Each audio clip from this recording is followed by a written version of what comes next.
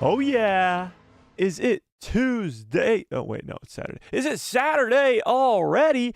What's up, everybody? We've made it through yet another week of Star Wars news. Wow. The Acolyte's red carpet premiere was 2 nights ago? 2 nights ago, and we got the first ever reviews for this Acolyte show. What are people thinking? Is it good? Is it bad? What is going on? How's everybody doing on this fine Saturday afternoon? We got Acolyte news. We got George Lucas talking about Star Wars again news. We got a lot to get into today, so let's dive into all of it. What's up, guys? It's Mike, a guy who loves Star Wars. We got a lot to get into, and I mean a lot to get into today, from reviews for the Acolyte to George frickin' Lucas talking about Star Wars again. So we got to talk about all of it. How's everybody doing on this fine Saturday afternoon? How's everybody doing? Let's open up the chat. Let's see how's the chat doing. How's it doing, chat? How's it doing? How does it? How does it go? What's up? Let's say hi to everybody. Mando United, how we doing? This is the way. What is up? Jay Wonder in the house. Cole Rita, what's up? Brandon, how we doing? Starship 66, what is up? Abby, what is up? Jeannie from Tahini, how we doing? Star Wars Bro, what is up? Pam Hill, what is up? Kit Fisto, what is up? Stingray, jeez, my bad. Cornerstone Warship Tutorials, how we doing? Rivian X3i, what is up? Okay, I think I hit everybody. If I missed you, just yell at me in the chat. Blake, what's up? Okay. Mario, how we doing? Okay, so let's talk about the Acolyte. There's been a lot of sort of divisiveness, I guess, in the Star Wars fandom when it comes to this Acolyte show. Many people are either screaming about how much they already hate the show when they haven't even seen it yet, and many people are saying how much they really, really are excited for this show, myself included. Everything from these trailers has made me extremely excited for this show, and I can't freaking wait. But where are we at? Where are you at? Where is everybody in the chat at when it comes to the Acolyte show? Right now, rank your excitement level on a scale of 1 to 10. Where are you at for the Acolyte show? It's only 10 days away.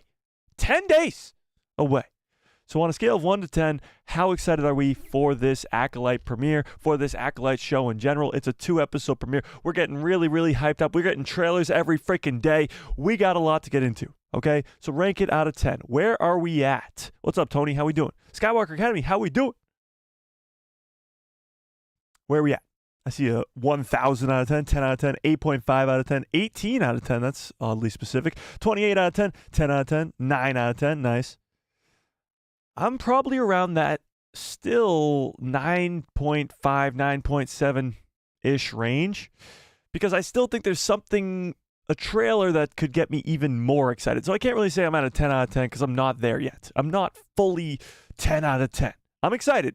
A 9.7 is very, very high, but I still think there's a little bit more that could get me even more excited. Obviously, we talked about Plo Koon being in that last trailer, whether that was him or not. I tend to believe that it is him, for the reasons being, why wouldn't it be him? He's alive during that time. Why would they be hiding this character? It's Dave Filoni's favorite character. Plo Koon, give me more, please. And that's pretty much it. Like, why not? But we talked about that on Thursday. But now we just got to talk about how insane this show could be. If you're talking about Master Yoda appearing, Plo Koon being a semi-main character, if he's one of the 8 Jedi going into that forest to fight the Sith frickin' Lord, or whatever that is, the masked Joker-looking motherfucker. Whomever that may be, Plo Koon will play a big role if that is in fact Plo Koon. Ben, what's up? How we doing? Pedro, how we doing? Attack Bricks, how we doing? All right, we got a bunch of new faces in the chat, so let's just say incorrect. That's not at all what I meant to say. Hello there. That's more like it. So yeah, we got a lot to get into today. The first reviews are coming out for this Acolyte show because the red carpet was just a few days ago. And if I sound like I'm losing my voice, it's because I am. I went to a concert last night and I lost my voice, okay? I was singing real loud. Trying to sing louder than thousands of people at this concert, so that's my excuse, and I'm sticking to it. B-Man, what's up? Okay, Star Wars Bro says, I don't think The Acolyte will succeed. I want Kenobi Season 2 and Ahsoka Season 2 rather than this. Well, first of all, you are getting Ahsoka Season 2. Kenobi Season 2 has not been greenlit yet, but there's still sort of talks. Ewan obviously wants to come back. But this has got me excited, and I think it will succeed, actually, and we'll talk about it when we go into these reviews. Yeah. Who did I see last night? You guys try to guess who I saw last night. Try to guess who I went to go see, just purely based off my looks. Who do you think I went to go see in concert last night? Who do you guys think? Who do we think? I'm intrigued to think who you guys... Who do you guys think I listened to? Lady Gaga? No. Justin Bieber? Closer, but no. I actually like that guess. Yeah. Katy Perry? No. No. Max Rebo Band? Yes, there you go. Max Rebo Band? No. No. Hans Zimmerman? I would go see Hans Zimmerman in a second, but no, it wasn't. Carrie Underwood? No. Metallica? No. Your closest guess so far was Blake with Justin Bieber. Closest was Justin Bieber so far.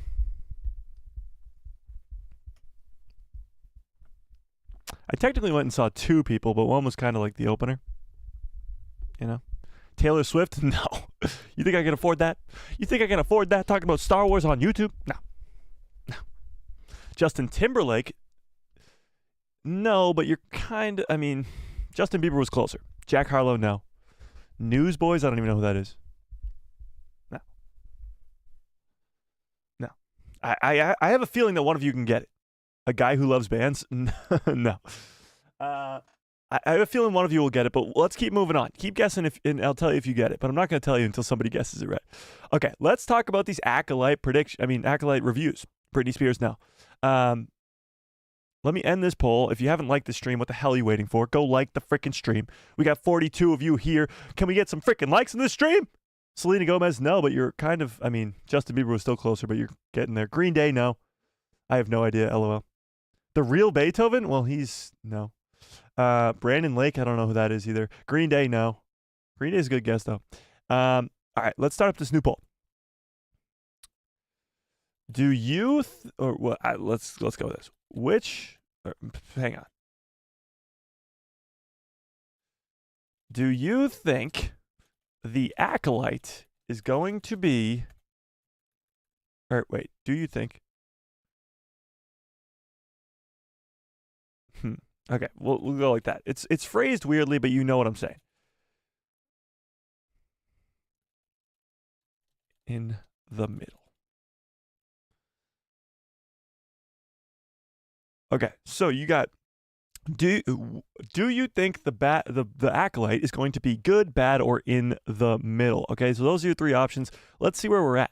Actually, yeah, let's see where we're at. I think we're gonna get rid of this in the middle one. I just decided. So we're just gonna go good or bad. Good or bad. There's no real gray area in between. Good means also great or fantastic or perfect or whatever. Bad means not that great, bad, horrible, the worst thing ever. Like, it's good or bad. Good or bad. J1DRZ got it. Ed Sheeran. I went and saw Ed Sheeran last night. Yes, I did indeed. And he is quite good, I must say. He's crazy. He comes out with just himself and a guitar, and then he's got these foot pedal things that make everything loop, so he can make like beats and stuff. Just him up there. It's wild. It's very good. Jay, I feel like you should win something. Here, you can win Anakin saying incorrect. Incorrect. Congratulations. Yeah, Ed Sheeran. He was great. He was great. Sean Kingston, Morgan Wallen, Drake. Oh my God.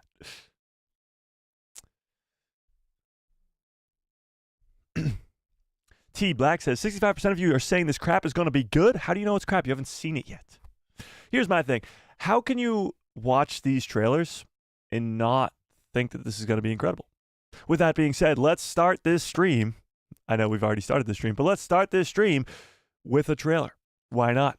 This was a teaser or some sort of like TV spot type deal that was released on the Tweeterverse, or the X, formerly known as Twitter, let's watch this. So this is just a 30-second spot to get us hyped up, okay? Let's watch it. Oh, wait, hang on a second. Let me do this, let me do that, let me do this, let me do that. Okay, and then we're going to read those reviews in just a second. Okay, perfect. Let's do this. Boom, got it. Boom, got it. All right, let's do this. Last night, a Jedi was murdered. I sensed darkness.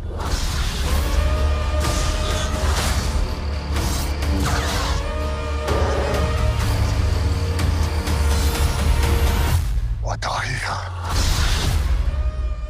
Okay, so it's obviously no new footage in this trailer, but I mean, just the way it's marketed is so great. Before the Empire, before the Menace, there was an Acolyte. Pretty hyped, if I do say so myself. But somebody's murdering Jedi. We think it's our May character. We've been over this a million times. Last night, a Jedi was murdered. And this is Master Indara. So my theory still is holding up until, of course, the premiere happens. But I still think that Master Indara, played by Carrie-Anne Moss, will be the first to die, will be murdered by May in probably the first episode. Nick, what's up? And that's what we're seeing here. Murdered. I sensed dark. So this Joker-looking, smiley-looking man, we don't know who this is still. It's possible that it could be a Sith. It's possible that it's not a Sith, in that it's maybe some sort of ancient Sith mask that gives the person under the mask the powers, like we see in the Shadow of the Sith novel, or it's somewhere in between. Maybe he's an Acolyte too, and him and May are like a tag team or something. I don't know. But this is the darkness that Master Soul is sensing. Get a good look at our Vanestra Rose light whip. And again, Buryaga fighting not Buryaga, that's the one from the High Republic. Kalnaka fighting against the Jedi outside this witch's house. We don't know why, but he is. What are you? We get a cool look. Again, this might be Octu, might not. It looks like Octu for sure, but we don't know until we see it, I guess. But we do get a good look at our, again, masked-looking, creepy-looking guy over there pulling out his red lightsaber. And this, we know May is standing over here from other trailers. And we don't know what he is. That's the big question. What are you? Because if he's a Sith, it changes a lot of things. But if he's not, then there's a lot that needs to be answered. Okay, so that's just to get us a little bit hyped up here. Oh my God. George Lucas, Lucasfilm, and the Clone Wars are all currently trending on X, formerly known as Twitter. Let's go read these reviews then, okay? So the first article we're reading today is coming from The Direct. They're just like summarizing a lot of reviews. There's no spoilers going on in these reviews. They don't allow them to spoil anything in these reviews. I have heard that there are some people spoiling stuff, but we're not going to be reading any of those. We're just reading sort of just people reviewing the show, okay? So let's start with this one coming from The Direct. Star Wars The Acolyte reviews, critics share strong first reactions. So it seems like the people who went to go see it in the red carpet seemed to like it quite a bit. So let's talk about this, okay? Let's read this first, and then we'll talk about it in the chat. Let's do it. Oh, well, you can't see that, can you? You can't see that, can you? I should do a 24-hour stream. What are you, crazy? I should not do a 24-hour stream. Okay. The Acolyte had its first official showing for critics, who shared overwhelmingly strong reactions to this new Disney Plus series from Star Wars.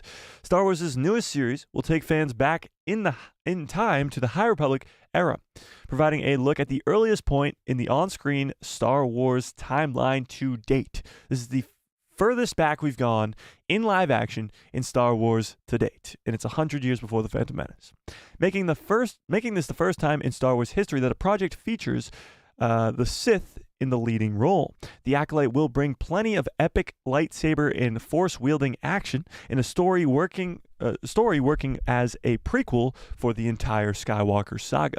So it does say that the Sith are in the leading role. And we've talked about this before, that this is going to be the first ever Sith-centered show. But that doesn't really, that's not really true. This is called The Acolyte. And yes, the Acolytes are followers of the Sith, and they are trying to become Sith, but they're not technically Sith. So this is kind of misphrasing. It's not that the Sith are in the leading roles, it's that the bad guys are in the leading roles. Kind of. Maybe they're Sith, we don't know. We don't know if our masked creature is a Sith, but we do know that our May character is an acolyte of the Sith. So she's a follower of the Sith, not really a Sith herself. I don't know. It's a lot of just English language type crap that doesn't really make sense. But here's our critics' first reactions to The Acolyte, okay? Following the world premiere event for Star Wars The Acolyte, critics have shared their initial reactions to what they saw in the first 2 episodes. So they got to see the premiere that we're going to see in 10 days. 2 episodes. Yeah, on X, formerly known as Twitter. So the Gizmondo, this guy's name is Jermaine Luzier. Is he a loser? Called the first 2 episodes an interesting, fun, character-driven mystery. This is what he had to say. Beholden to nothing except being Star Wars, The Acolyte soars. It's an interesting, fun, character-driven mystery with real stakes that you care about, bolstered by all the fixings that make it Star Wars. Saw the first 2 episodes and loved them, in all caps. So this is pretty cool. It's obviously a murder mystery. We know that somebody's murdering Jedi. But what they say is that everything sort of feels like Star Wars. You're in the Star Wars galaxy. You got Jedi, you got Sith, you got aliens, you got all this stuff. And it feels like Star Wars, and they absolutely loved it. Then we get comicbook.com's Jeremy something, who was in disbelief. So this is what they had to say. I've waited so long for The Acolyte, and I cannot believe how much it lived up to my expectations. This is great to hear because we know, especially me, myself, have extremely high expectations for this show. It needs to be perfect to please all these hating fans who aren't even giving it a chance. So it needs to be perfect, but they do say that it lives up to their expectations. I love the first 2 episodes. I'm so excited to see a new, old era explored in live action. Leslie Headland did a dynamic job fleshing out these characters. I'm obsessed. So we have a brand new cast of characters when it comes to this show. Brand new cast of Jedi, brand new cast of villains, brand new cast of everybody. We've seen Master Soul, we've seen May, we've seen Indara, we've seen Kalnaka, we've seen Osha, we've seen all these brand new characters. Some we don't even know their names yet. We've seen Yord, we've seen Jeki, we've seen the masked creature. We don't know a lot of these characters yet, so we're going to learn a lot. And a lot is going to have to be learned in the first 2 episodes, establishing who these characters are, their relationships to each other. It's tough to introduce all these characters at the same time. So those first 2 episodes are going to be extremely important on whether or not they draw fans in or people don't feel connected to these characters. The movie podcasts, Anthony... Why do people just have a normal name? Damn it. Just kidding. Called The Acolyte. Let's see what he called him. Okay. 4 episodes into the... Oh, yeah. So some people saw the first 4 episodes. At the red carpet premiere, I believe they saw only the first 2. But the one that they sent out, they saw the first 4? I'm not too sure. But some people saw the first 4 episodes, the first half of the entire show, which is wild. So 4 episodes into The Acolyte. It's a mixed experience. Interesting. The lore hints at KOTOR potential, yet the pace occasionally lags. While the fight scenes are engaging, they often feel misplaced, hoping to see stronger performances and clearer narrative direction soon.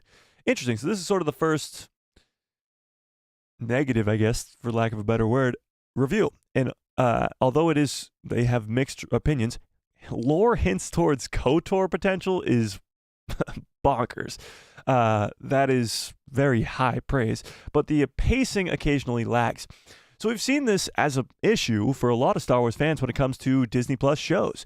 The pacing of an 8-episode show is hard to do. It's hard to do without having filler episodes or episodes that don't really feel like they're going the same pace as the others. It's a hard thing to accomplish. It really is. And it seems like The Acolyte is struggling in at least the first 4 episodes here as well.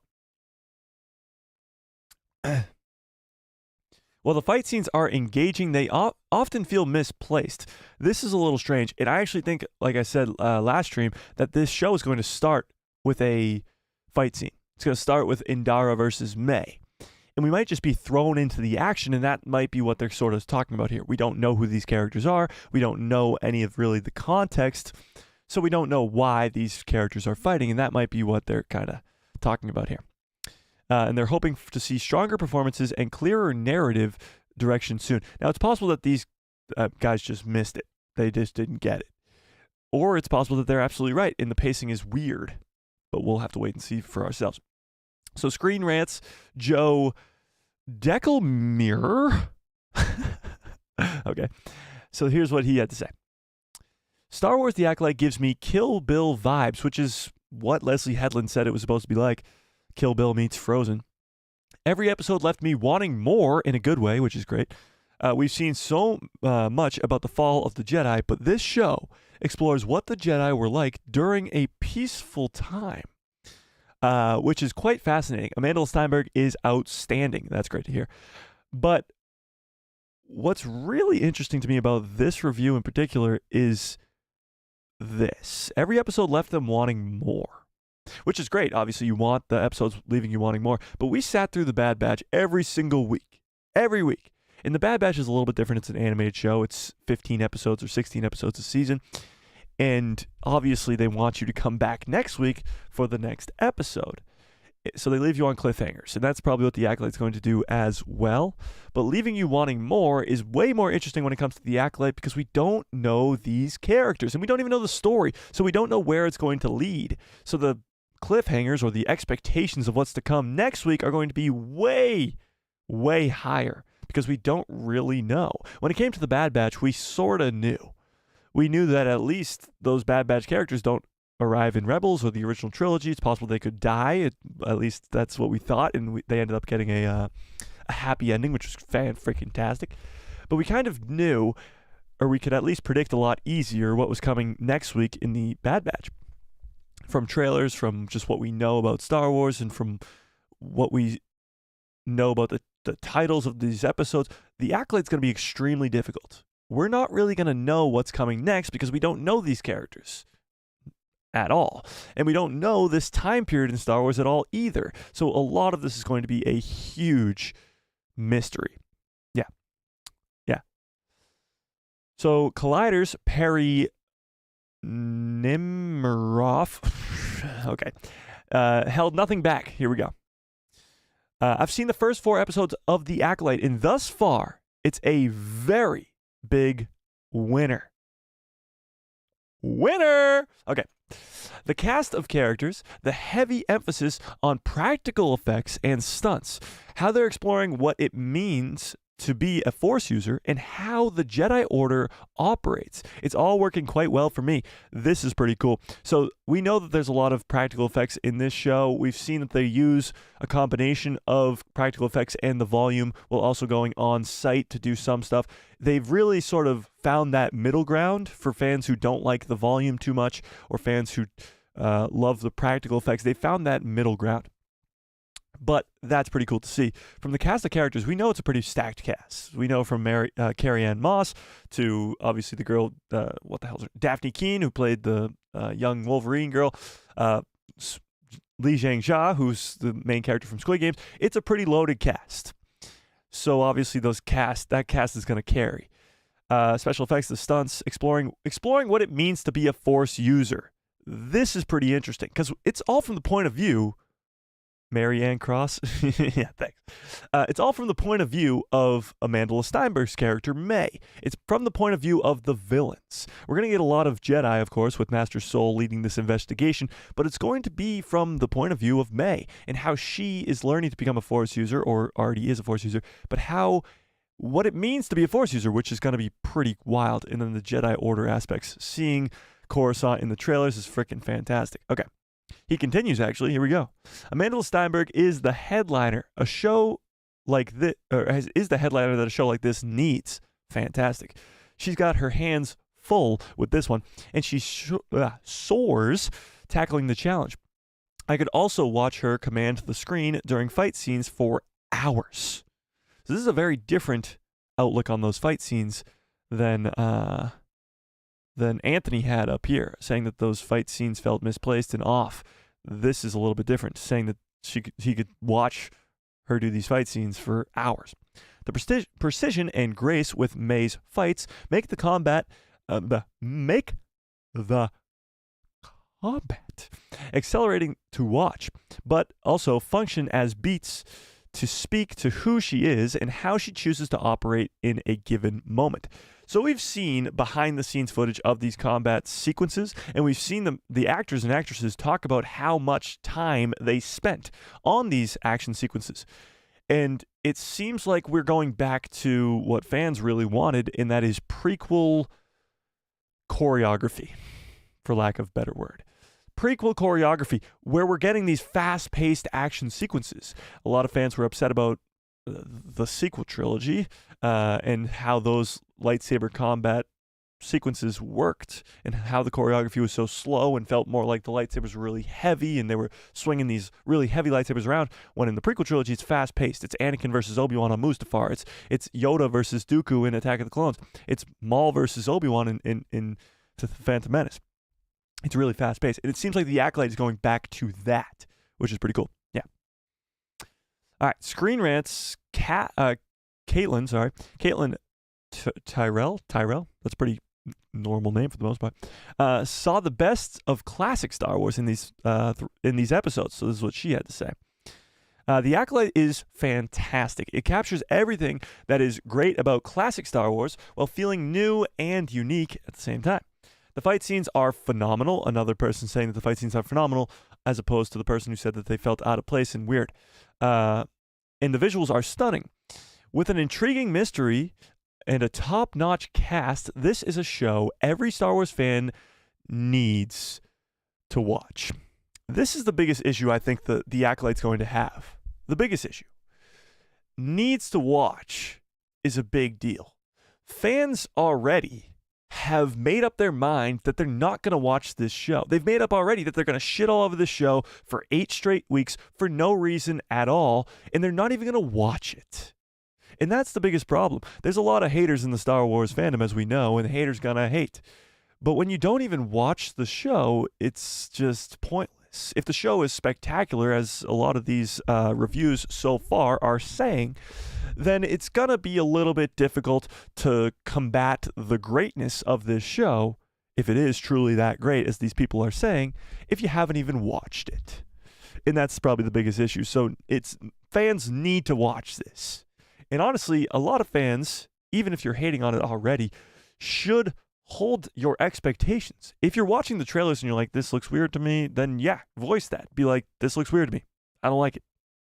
But at least watch the premiere. Watch the premiere and give your own interpretation of what it could be.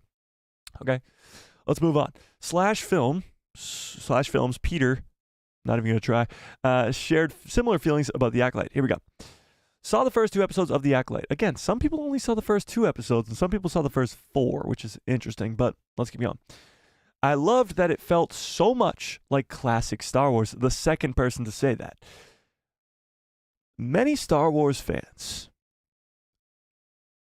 have issue with the sequel trilogy and with current Disney Plus shows as well, like Kenobi or even Andor or even The Mandalorian, because it doesn't feel like the classic Star Wars, the original trilogy. It doesn't feel like that world. And there's aspects of newer Star Wars that don't feel like it, and there's aspects that do. But the feel of the original trilogy is dirty. It's like underworld-ish. It's mostly underworld because the Empire is ruling the galaxy. Everybody's sort of struggling in its smugglers with Han Solo, and it's the underworld of Star Wars. That's what you feel like. It's dirty. It's gross. It's the world of Star Wars. And I think the Acolyte is going to show us sort of both sides of that. From characters like Quimir or whatever his name is, seeing the smugglers and the underworld of Star Wars in the dark, gross side of Star Wars, and then seeing the Jedi Order, which is supposed to be at its peak right now. It's supposed to be sparkly clean and golden and white and all this stuff. So you're going to see the contrast of that and see a lot of that classic Star Wars, as they're saying here. While at the same time feeling fresh, new, and different from anything we've seen before, which is awesome. The action felt movie level. That's fantastic. So excited to see more. The action felt movie level. Again, emphasis on the choreography behind the scenes and the action sequences behind the scenes. Amanda Steinberg saying that they wanted to make a action sequence that's better than Obi-Wan versus Maul in The Phantom Menace, or Obi-Wan and Qui-Gon versus Maul in The Phantom Menace. That is fantastic. Having action sequences that are at that level of the prequel trilogy is where we want to be at. Yeah. All right, so Laughing Place, I don't know what that is, said this. The Acolyte is a blast, a gripping noir-style murder mystery in a galaxy far, far away, with the Jedi as space detectives. So much world building and fleshing out of the mythology already in the first 2 episodes. That's what we like to hear. Again, only seeing the first 2 episodes. Punctuated by some pretty kick-ass fight sequences, or kick-butt fight sequences. Again, somebody talking very highly about the fight sequences. But it's the world building. We're going into a brand new era, 100 years before The Phantom Menace. Brand new cast of characters, brand new villain, because the Sith aren't supposed to be around. So who's this Acolyte character? A murder mystery. Having the Jedi be space detectives. I mean, this all sounds fan-frickin-tastic to me.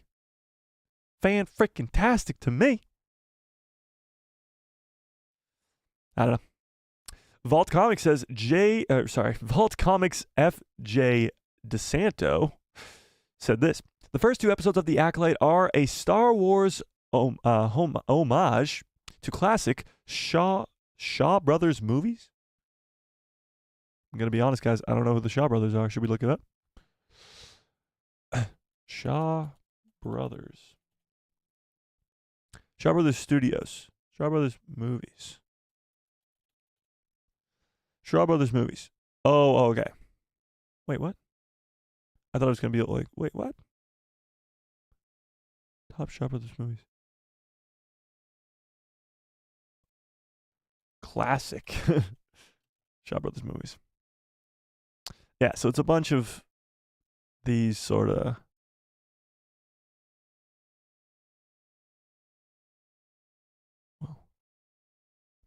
like samurai-esque movies. Like Star Wars is kind of based off of Seventh Samurai meets cowboy western, spaghetti western type. Like that's what we want to see. But interestingly, I don't get feels of like any of these movies from the trailers.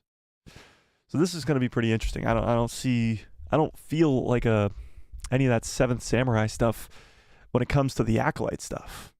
I don't know. That's just me. Okay. Well, also opening the doors for a larger universe. Interesting. That's the first person to kind of say that.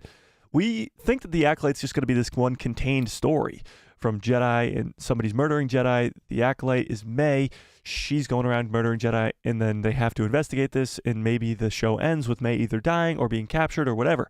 It seems like a closed story because the Sith aren't supposed to be around, and you can't really tell much more there, but it does open the doors to a larger universe, which is kind of cool. Getting more stories in this High Republic era would be awesome.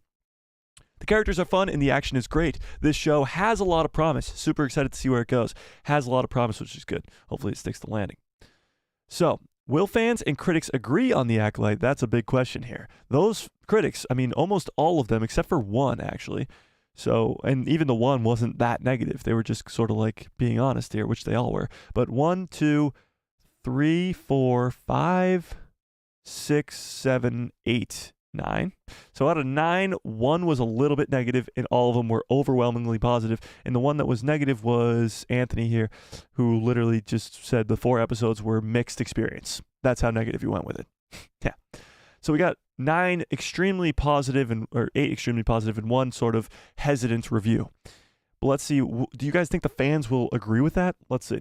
Even though early reactions to The Acolyte did not reach the same highs as other Star Wars projects, such as Andor, the franchise still appears to have another winner on its hands. And let's be honest, Andor is a very complicated conversation in the Star Wars fandom. There's a lot of fans who really, really, really enjoy Andor because it doesn't feel like Star Wars, because it doesn't have the Force, because it doesn't have lightsabers. It's just a really well put together show, and the characters are written extremely well. And Andor's good. It is. But you have a split in the fandom even when it comes to Andor, because fans and critics alike loved it because of the acting, because of the characters in the writing, not because of its Star Wars elements. And then you have some fans who really, really, really dislike Andor because it doesn't have the Force, because it doesn't have lightsabers. And Andor is good, but it's not out of the conversation of dividing the Star Wars fandom. That's a big deal. But here we go. Coming to life, courtesy of record-breaking budget, The Acolyte appears to give viewers what they've been asking for in terms of production value, action, fight sequences, and visuals in the first 2 episodes. While Disney already spoiled certain aspects of the new series, there are plenty of secrets that remain hidden as the first chronological battle between the Jedi and the Sith begins to unfold. So, again, they mentioned Sith here. It's not confirmed that this is a Sith going on. You know? That's not what's going on here. They have not confirmed that. So we'll have to hold off on the expectations of this being Sith. It's Acolytes, but it's not technically Sith. Because that would change a lot of things, especially for the prequel trilogy, and it might even involve the Jedi hiding things. But yeah, we talked about how we're breaking down all these trailers and how we're kind of figuring out a lot of stuff, and maybe it's spoiling the show. There's a lot of twists and turns that we have no idea about it. Combining that with the record-breaking number of Jedi characters taking the center stage, and the recipe is in place for something that could have a true impact on the entire Star Wars story. The Acolyte begins its run on Disney Plus on Tuesday, June 4th, with its episodes premiering at 9 p.m. Eastern Standard Time or 6 p.m. Pacific Time, or wherever you are around the world. So those are our first looks, first impressions, first reviews of The Acolyte. Does that give you hope and promise and excitement for this show? Where are we at, chat? Where are we at? What the hell happened to my chat? Why is it so far away? Okay. Where are we at? What do we think based off of those reviews? Early first access reviews. What do we think? Has your hype level gone up? Hype level gone down? Where are we at? Where are we at? I'm still hyped. Nice. This is just woke BS. Where? It's going to be shit. Oh my God. We are very split in here. I just don't get the whole woke narrative around this. Where do you see that? In what trailer do you see that? It makes no sense. It makes absolutely no sense for me. Hype level going up? Me too. I was honestly a little bit concerned that the critics weren't going to like this show, and I was really going to be like, no! And I was going to have to maybe like go, I don't know. I was hoping that these reviews were going to be positive, and they were. But if they weren't, I was going to be like, oh, this might not be what I was hoping, and we might have to change the narrative here. Yeah. Really? You don't see the woke agenda? Wow. What? Because I'm a shill, I can guarantee you Disney's not paying me. I can guarantee you that. What? How? Like, please tell me a frame in the trailer where you see something along those lines. This looks like an action-packed, great show about Jedi and Sith, or Acolytes at least, where somebody's murdering Jedi, and we're getting an investigation about it. How? I don't understand it. I don't get it. Wookiee Jedi plus Sith equals 100% winner for me. I'm excited for Kelnaka too. A Wookiee Jedi is fan-freaking-tastic. We've never been disappointed with that. Bur-Yaga in the High Republic, Gungi in the Clone Wars, and now in the Bad Batch too. It's fantastic. Woke has just become the term to describe them hiring a black woman to play the main lead. Well, then that's just people being dumb. That's absolutely just people being stupid and dumb. Because the main character of the show is African American, makes it woke? Have you lost your goddamn minds? That's fucking insane. That's absolutely insane. What am I looking forward to most in The Acolyte? Honestly, the action sequences. Almost every single review we just read said the action sequences are freaking awesome.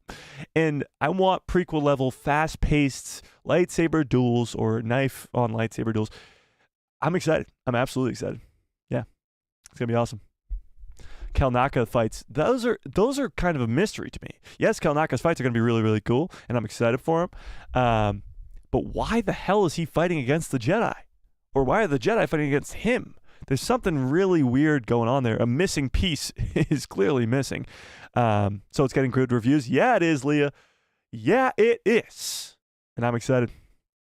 I think the reviews are even more positive because this is a TV series, and people are comparing it to other movies. TV series are rarely as good as movies. Good sign. That's true. Yeah, they've been talking. One even mentioned that it's movie level action, movie level, which is fantastic. We're seeing The Mandalorian switch from Disney Plus to movies, and we're hoping that the story continues to be very good, and we're hoping that the budget or level of budget, I guess, is going to go up. In the production wise is going to go up because The Mandalorian, although it has some really cool fight sequences, it does at some points feel like it's contained by it being a TV show, the budget that it has. And it's really good to hear that this has movie level fight sequences in action. Yeah. Kalnaka will be controlled by the witches. Dennis, I like that theory, and it makes a lot of sense. But we see in one of the trailers the curly-haired kid gets controlled by the witches. His eyes roll back in his head and they turn black. We see that. Jay, what's up? My day's going good. I'm really excited for the Acolyte, and we just read 9 extremely positive reviews, and I'm excited. It gets me more excited. I'm doing good. But yeah, going back to Kalnaka being controlled by the witches, we see the curly-haired kid that he's fighting against. Sort of his eyes go back in his head and his eyes turn black, and it looks like he's being controlled by the witches.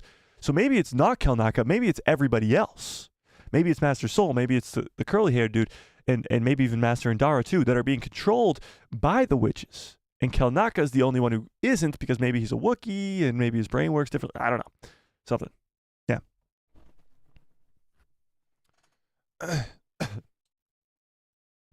That's very true, John, and I think people just don't want to see that. I mean, think about Leia in the original trilogy. Come on. Yeah. So they will both be controlled? I don't really know. Maybe. Actually, yeah, that could be a possibility. The witches are just pinning the Jedi against themselves. That's a possibility, for sure.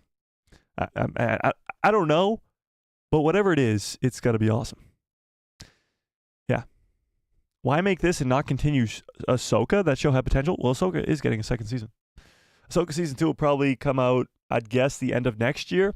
They're still, I believe Dave Filoni's still writing it. But yeah, Ahsoka Season 2 has already been greenlit. Yeah. Yeah. I just joined the stream. What are we talking about? We're talking about the great reviews we just read for the Acolyte show. UV Clip says, my hype level has stayed the same. It's gone up a tiny bit, but I'm still not that hyped. Just not really my thing, I guess. Well, again, you just kind of have to wait and see, I guess, for some people. You're just going to have to wait and see, you know? John Groom says, I'm one of the first people to criticize the woke agenda. It's a crazy ideology, but honestly, I haven't seen any of it when it comes to these Acolyte trailers.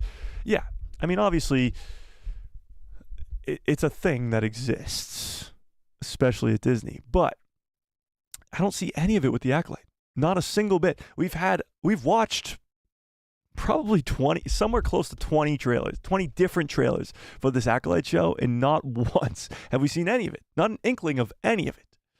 Yeah. Yeah.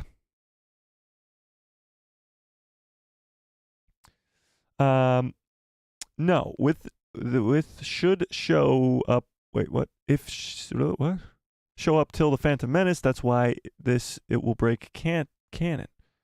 Well, that didn't really make sense, but I think I know what you're saying. If the Sith show up in this show, it will break canon because in the Phantom Menace they say the Sith haven't been around for 1,000 years. Well, there's 2 ways to get around this. One, Yoda knows, and maybe Plo Koon knows, and they keep it a secret. Yoda's clearly hiding stuff from the Jedi in the prequel trilogy. If you don't notice it, go rewatch the Phantom Menace. It's clear. So maybe they're hiding it. And the other option is these aren't Sith. The Acolytes of the Sith are not technically Sith. May's not going around killing people with a red lightsaber. Now the question is, we have this red lightsaber wielding smiley face guy in the forest. Is he a Sith? Now, it's not red lightsaber equals Sith. That's not how it works. Red lightsaber does not equal Sith in Star Wars. People can pick up a red lightsaber, find a red lightsaber on the streets, and pick it up. However, this masked creature is extremely powerful with the Force, as we see him taking on 8 different Jedi in the forest, and at least holding his own for a little bit. So he's going to have some Force abilities, but does that make him Sith? There's a lot of questions still going around here. Yeah. Clearly, Star Wars fans do want this show. Oh, 100%. When you look online, there's obviously haters, but people want this show. This show looks fan-freaking-tastic, and that's the bottom line. Yeah. I'm guessing they'll film Ahsoka and the movie at the same time then. I'm sure they'll film some Ahsoka stuff, like in secret, like they like to do, while they film the Mandalorian and Grogu movie. The Mandalorian and Grogu movie starts filming in June, by the way, if you guys did not know that. It starts filming in June, so literally next week, probably we'll get started. So we'll get some leaked stuff about that for sure.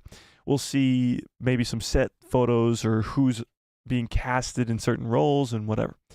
But that'll be cool. But yeah, they might be filming some secretive stuff for the Ahsoka season 2 in the Mandalorian and Grogu movie. Yeah. Very true.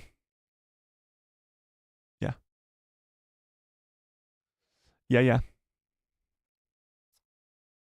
Obviously, Subdude, what's up, says, not many people here see it that way. Not in Ahsoka, not in the Acolyte, not in Kenobi, not in Boba Fett. You're looking at it that way. Yeah, you're looking for something to complain about. That's the biggest thing, is if you are really watching these trailers for the Acolyte and not getting excited about it, I don't really know what you're paying attention to. To me, it's honestly, it's just sad. I like getting hyped up and excited about stuff. If I don't like it, I'm going to tell you guys that. I'm going to tell you that. Straight up, the first thing I said after we watched the Tales of the Empire was I loved that Morgan Elsbeth stuff. The Barris stuff was a disappointment. I was hoping for a lot more Vader. But here's the thing. I have not seen a single bit of anything in all the trailers we've watched for the Acolyte that have made me not be excited. So you're okay with everything that Disney is doing with Star Wars? Got it? I mean, currently, yes. I'm not a fan of the sequel trilogy. I like The Force Awakens to an extent, but The Last Jedi and The Rise of Skywalker is like, no. But currently, yeah. They've promoted Dave Filoni to Chief Creative Officer. Everything Dave Filoni touches is spectacular. Clone Wars, Rebels, Mando, Ahsoka, Tales of the Jedi, Tales of the Empire. Where's bad? Where is bad? Look at the current slate. We just came off of The Bad Batch Season 2, Bad Batch Season 3, Ahsoka. And now we're going into The Acolyte, which looks spectacular. Skeleton Crew, which we don't know much about, which kind of worries me a little bit, but I'm hoping for the best. Then we got Ahsoka Season 2, Andor Season 2. And then we're going into movies. A Mandalorian and Grogu movie, a Dawn of the Jedi movie. How can you not be excited? How can you not? And yes, Disney's making it, but Disney's been making Star Wars for the last 14 years. 12 years. Not 14, 12 years. And yes, it has some down whatevers, but the majority of it is great. You can't sit here and look at me and say Rogue One is not spectacular. Like absolutely top tier Star Wars movie. Solo, you can like it or not. I love Solo, but I can see why people don't like it as much. But you can't sit here and tell me that The Mandalorian Season 1, Season 2 are not masterpieces. Star Wars Rebels isn't fan-freaking-tastic. Clone Wars Season 7, The Bad Batch Season 3, or even The Bad Batch as a whole, Ahsoka Season 1. I mean, there's just incredible Star Wars being created. If you don't like it, then don't watch it. But we're getting absolute peak Star Wars as of recent, and I'm hoping that Acolyte stays on that same path. Yeah. Rogue One is the best of all current Star Wars movies. It's top 3 all time for me. So am I a fan of Rey? I'm not really a big fan of Rey, no. As a character, no. I'm hoping that they can help her character out a lot with this Rey movie, which I'm very hesitant about, but I'm hoping for the best when it comes to that movie. I'm not a fan of Rey from the sequel trilogy, no. I think her story was too messy, to say the least. If it was planned from the beginning that she was a Palpatine and it was sort of teased out through the entire sequel trilogy, it would have been a lot better. If Palpatine's return was, again, planned from the beginning, it would have been a lot better. But the lack of a plan is what really hurt that character. Yeah. What do I think about Mando Season 3? I personally love Mando Season 3 a lot more than other people do. I don't think it's better than Season 2 at all. Or maybe even not even Season 1 for that matter. But Season 3, a lot of people really dislike it because of its filler episodes, and there is filler episodes in every season of The Mandalorian. But it has some very good points, for sure. Yeah. John Pedro says, I hate gatekeeping. Just let people enjoy what they want to enjoy. That's the bottom line. That's the absolute bottom line. If you don't like a certain project, who am I or who are you to say that other people can't enjoy it? Maybe it's the worst movie ever created. Maybe it's the worst episode of television ever created. But if somebody likes it, why stop them from liking it? What's the point of that? What is the point? Why? If I don't, but let's say I like The Last Jedi. If I think The Last Jedi is the greatest movie of all time, who am I hurting? Who? It's not for me, but it might be for you. If I think Revenge of the Sith, which is being honest, is the best Star Wars movie, and you disagree, it's not like we're sitting here saying the worst things in the world to each other. We're not screaming and yelling and cursing and doing all this stuff. We're saying that a Star Wars movie, a fictional land about a fake place in a galaxy far, far away, is great. What's the issue? Where's the problem? Did I say something wrong? The Acolyte looks great. The trailers look fantastic. Critics are saying it looks amazing. Judge it when you see it. You got 10 days. You got 10 days. Wait, what? That's backwards? You got 10 days. So judge it when you see it. And if you don't like it, that's perfectly fine. But why hurt or why even try and argue with somebody who likes it? What's the point? I don't know. That's just how I see it.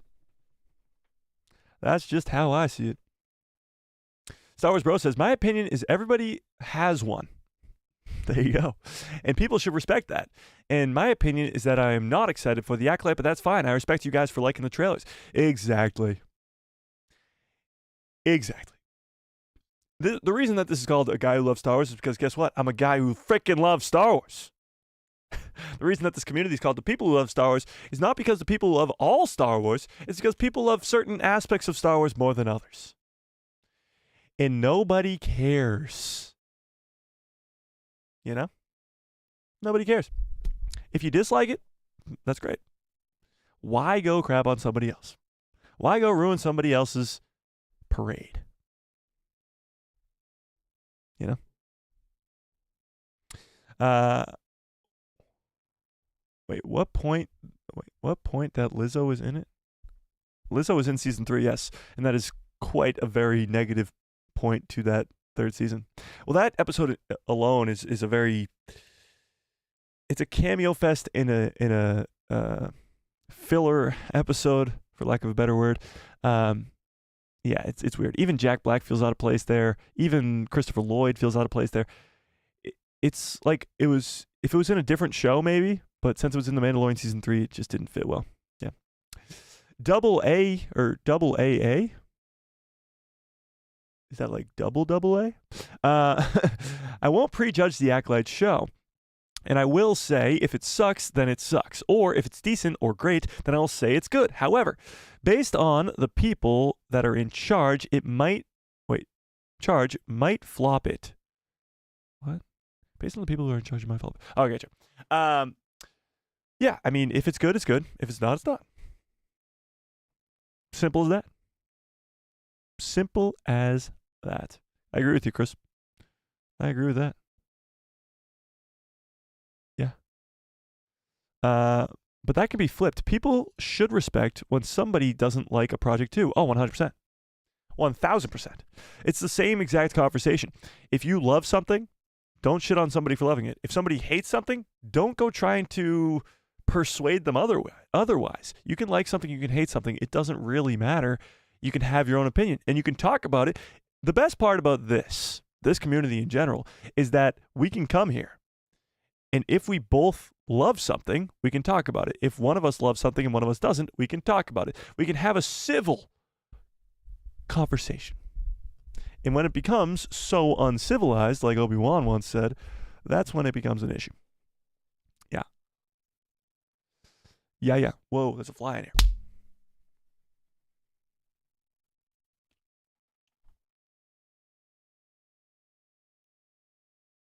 Almost just poked myself in the eyes.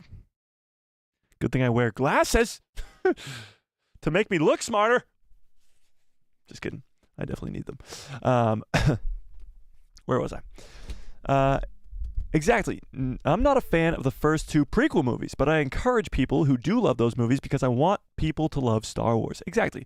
I'm a big fan of Attack of the Clones, and I've voiced that opinion a lot. And I know a lot of people don't like Attack of the Clones, and that's perfectly fine. I know a lot of people don't like the Anakin and Padme stuff. I love it. I think it's perfect. I like that. I like the dialogue, even though people hate it. I like sand. I mean, I hate sand. Come on. It's genius. It's fantastic. But I understand why people don't like it. Yeah. Can we stay on the Acolyte here? How do we get on this wicked long rant? Jesus. Yeah. This is the way says, there have been some really bad James Bond, Jurassic Park, etc. No one's perfect. Yeah, I'm not saying that Star Wars is like the end-all, be-all, perfect cinema masterpiece every single time. And yeah, like you said, nothing is really. That's true. That's true. That is true. Jack Black was cool. Jack Black is just cool. That's the thing. So even if he was in Star Wars or wasn't in Star Wars, it wouldn't really change how cool he was. I think him being in that Mando Season 3 episode was just out of place. Yeah. Yeah. Rio says, my answer on the poll would be, just let me see. Could be good or bad. I'll just watch it anyway. Yeah, that's the thing. You got to wait to see it. I was just more saying, like, do you think it's going to be good or not? Let's end this poll, actually, and let's put up a new one. If I can do that. Yeah, here we go. If I can do that. No, he wasn't good. 1 point for Jack Black or... no point for Jack Black or Lizzo for being in The Mandalorian Season 3. Agreed. Mando United says, me too. Love Mando scrapping with the battle droids. Oh, in that episode. That is true. Seeing the battle droids, the B1s and the B2s in that episode were pretty cool. I must say. Yeah. All right. So do you guys think the Acolyte show will be good or bad? 68, math is not mathing, but 68% of you guys did say good, and 31% of you said bad, which is interesting. That's a lot more goods than bads, but it is a lot of bads as well. Interesting. We're only 10 days away, so we'll see how much that changes. Let's go. I do have some other reviews to read here.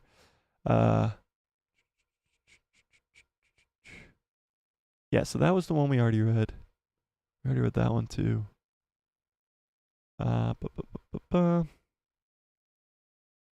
Okay, so here's one that's more on the negative side. Oh, wait. I guess it's a little bit negative, but yeah, well, here we go. It's more positive than negative, but it is one that we haven't read yet. Okay. Coffee with Kenobi and Dan Zier, I guess, says this. Let's read this one.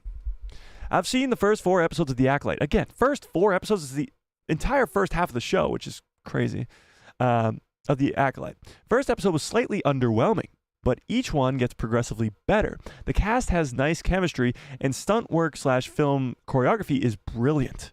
I am not yet sold, but I am hopeful for what's to come next. So not yet sold, which is pretty interesting with this very high-praised review.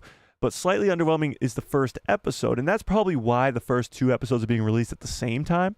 A lot of people ask, why is there 2 episode premieres when there's only 8 episodes in the show? You're cutting down the possibility of getting more views. There's a reason why they double up these premieres. Usually the first episode is a lot of just establishing these characters and establishing what's going on in the story. And then the second episode is where you really dive into what's actually going on. And so, yeah, maybe episode 1 is probably a little bit underwhelming because it's just establishing a lot of the story. But episode 2 is probably going to kick us off and leave us on a probably pretty big cliffhanger for episode 3 so that you come back wanting more. But that's why there's probably going to be the 2-episode premiere. It's the same thing they did with Kenobi. It's the same thing they did with Ahsoka. It's the same thing they did with Andor. It's the same thing they did with everything. So it seems to be the way. This is the way. Yeah. Yeah. Ugh. My leg is cramping. All right. Let's see if there's another one here. We read that one. Okay, here we go. This is actually really interesting for you Andor fans out there. The Acolyte is a Force-sensitive version of Andor. Wow. The cast is stellar. The writing of each episode is jam-packed. Practical sets and amazing costumes, as well as SFX work, makes every location feel lived in, which is like the original Star Wars. We have an emotional through line to keep it focused. The Force-sensitive version of Andor. How does that make us feel, chat? How does that make you feel? The Force-sensitive version of Andor. That could go one of two ways. That could be really, really good for those people who really, really love Andor, and that could go really, really bad. I think what they're saying here is obviously it's the same sort of storytelling like Andor. It's a big ensemble cast like Andor is. Yeah. Could be good. Yeah. Andor is amazing. True. Let's go. Nice. Nice. My leg is falling asleep right now, and I don't know how to wake it up. Wake up! Those premium shows were for the buyers that will and would eat anything that Lucasfilm feeds them after watching them. They're told to tell all positives about the show, no negatives. That's not true. There are negative reviews out there. We actually read a few of them. I think it just means the writing is strong. Yeah, I agree. Andor gets praised for the writing for sure. Yeah. This just gets me more hyped. Nice. Nice. Nice. Yeah. Get another cool looks there of those characters. All right. All right, here's what POC Culture said. I watched the first 2 episodes of The Acolyte. It's a character-driven story full of incredible performances. Amanda Steinberg is both fierce and relatable. Li Zhang-Cha plays Master Soul with so much warmth and heart. Interesting. Manny Jacinto is a scene stealer. This is interesting. Oh, okay. I guess we're going to this. This is interesting because Manny Jacinto, if I am not mistaken, Manny Jacinto. Yes, Manny Jacinto is playing our Quimir or whatever the hell his name is. He's playing that character, the Acolyte. He's playing this character right here. And we know that this character's got some mystery behind him. We don't know what he's doing. He's not a Jedi. He's not a Sith. He's gonna be a pretty interesting character. He was once a smuggler, but now he just trades things in a market. Like, he's a very interesting character, and a lot of people actually think he might be the guy under the mask, which would be wild. But this review actually gives us a little hint at that, saying that he's the scene stealer. Where was it? Saying that he's a scene stealer, meaning that he's doing something pretty wild in these scenes, especially when there's been so much hype about Amanda Steinberg and how well she's doing in this show. And it's a focus on the Jedi and the Sith, not the weird merchant guy who used to be a smuggler. I really think that this guy's going to be extremely important. Maybe he's the one under the mask. I don't know. We'll see. I'm interested. Let's go back to those reviews, though. They went on to say the hand-to-hand combat and fight choreography are some of the best in any Star Wars. Prequel fans, block your ears. Damn it! There we go. Prequel fans, block your ears. A lot of people who are extremely already against this show are against the choreography and all that other stuff. It's the same complaint that they have for the sequels. Now they have to come up with new complaints, which is very tough for them, you know. But seeing that the choreography and the hand-to-hand combat stuff is the best of any Star Wars is high praise.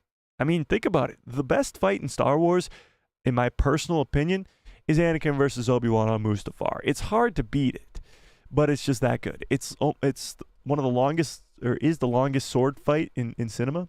And it's just fast-paced the entire time. You're going across lava. It's high stakes, highest stakes possible. And it's probably some of the most iconic lines of dialogue in anything either. So saying that this is some of the best choreography in any Star Wars is high praise. Very, very high praise. Yeah. I'm overjoyed at how awesomely diverse the cast is. Oh no, plug your ears. This is exactly how Star Wars should look. Now, honestly, that's probably more so talking about, obviously, the diversity in the cast, but aliens. Many Star Wars fans' complaints in recent past, we're going to keep reading those, but in recent past have been about the lack of aliens in Star Wars. When you think about the original Star Wars, you think about the cantina. And in the cantina, there's these just insane amount of different alien species in the cantina that are all different from the next, and they're all these weird looking alien things. One's a giant praying mantis, one's literally a wolf man. Like, they're all over the place, and that's what feels like Star Wars. And recently, in certain shows, there have been a lack of alien characters, or even not even main characters, but alien side characters, background characters that aren't really there. And it seems like the Acolyte is actually getting a lot of those. As we can see in the trailers, there's a ton of them in that cantina where May's fighting Indara, but you also see a lot of just creepy looking aliens in general. Yeah. All right, let's keep reading these. Well, you can't see them. That would help. That's not what I meant to press. Nobody became a member. Not yet. If you guys want to become a member of this channel, it's only 99 cents. There's a link in the description below. We have the biggest giveaway in channel history next Thursday, which also happens to be my birthday, but that's a whole other thing. We're giving back for my birthday, of course. But this biggest giveaway in channel history is next week, so you got to become a member to instantly get access to that. And if you are not yet in the Discord, there's a Discord in the description below. Go join that. I have to say that at least once every stream. I sometimes forget, so me accidentally pressing that button helped a lot, actually. Okay, I do have one more up here. Yeah,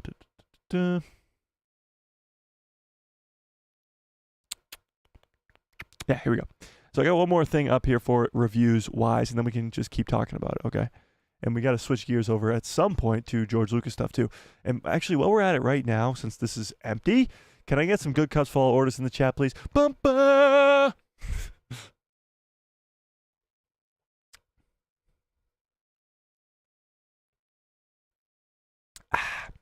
Delicious. I know, it's a big cup. It's literally bigger than my head. Pretty crazy. Pretty crazy. All right, let me zoom in on this so we can get it closer here. Is that good? Let's try it there. Boom, perfect. Okay. Let's read this article. This is coming from Fiction Horizon. Let's read this. First, reviews for the Acolyte show surface on social media, and they are promising. Let's read this. I appreciate the good guys follow orders, guys. I really do. I got to figure out, I think I can make emojis for the chat here. I know you guys in the Discord know that I made the emojis in the Discord, which are pretty fun. But yeah, I want to make them for the chat too. Yeah. Okay.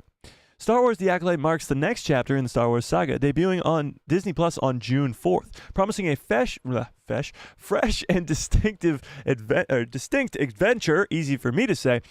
The series is set during the High Republic era, known as the Golden Age, for the Jedi Order. Showrunner Leslie Headland appears keen on exploring a narrative where the Force is not solely the domain of the Jedi, hinting at the nuanced portrayal where even they can embody darkness given the right circumstances. Interesting. I haven't heard any of that. The Jedi being able to, I don't know about that. Today, the social embargo for the show was lifted. So these are just the original people who went to the red carpet and got early access to the first 4 episodes. But there is going to be another, coming up this week, there's going to be another set of people, for lack of a better word, that get to see the first 2 episodes early. And then that social embargo will be lifted again. So it's kind of on and on and on and on. Is that a character from the High Republic comics? Yes, this up here. This is Vanestra Rowe. She is the only character so far that is a familiar one from the High Republic books. Or comics, I guess. But so far, there aren't any other High Republic characters that are from those books that are in this show. Yet. There might be some more, but this is the only one so far. social embargo was lifted, allowing some fans to catch the first 2 or 4 episodes. Excitement was high for their reactions, while the show has sparked mixed feelings among the public. You don't say. You don't say. Particularly due to some controversial statements by Leslie Headland, its female-led nature, and the introduction of laser whips. Yeah. It's crazy how many people were upset about that when laser whips or lightsaber whips or whatever you want to call them have been around for decades in Star Wars Legends. The other elements perceived as influenced by diversity, equality, and inclusion. Positive feedback is dominating the conversation, however. So a lot of people have those issues with it, being female-led, statements that Leslie Headland has said in the past, the introduction of laser whips, and other elements perceived influenced by diversity, equality, and inclusion. That's sort of people's big complaint when it comes to this show. But regardless, even with all of that, these are still very positive reviews. So we do have some here that we have not read yet. So this one is coming from Geek Centric, who says, Star Wars The Acolyte is a dream for fans of the High Republic era. Now, interestingly enough, give me a 1 into the chat if you've read any of the High Republic. Give me a 1 into the chat if you've read any of the High Republic. I've read through all of Phase 1, but that's it. There's 3 phases of High Republic books, and I'm very far behind on it, and a lot of fans actually haven't read a lot of it. So, yeah, I see a bunch of 2s and 0s because you haven't read them. There are a few ones. I do see a few ones. But the High Republic books did not go the way that they wanted them to go. They weren't really as successful as they would hoped them to be. And I actually thought the story from Phase 1 was really good, and I wanted to read Phase 2 and Phase 3, but I'm just been so busy with the Bad Batch. And now moving on to the Acolyte. As in recent past on the channel, I haven't really had time. But the story seems good, but it didn't seem to capture the attention of most Star Wars fans, which seemed to be the issue. But here we go. This person saying that it's a dream for High Republic fans. It's a fresh experience for everyone else who hasn't read High Republic, so it's still a fresh experience. Damn it! It's still a fresh experience. Okay. Yeah, here we go. 4 episodes in, and it takes its time, layering in a dark mystery, riveting fighting choreography, and superb performances from Amanda Steinberg and Lee Zhang Cha. I'm digging it. I'm digging it too, even though I haven't watched the first 4 episodes. But again, hearing about great choreography and performances from these characters, and a layered dark mystery.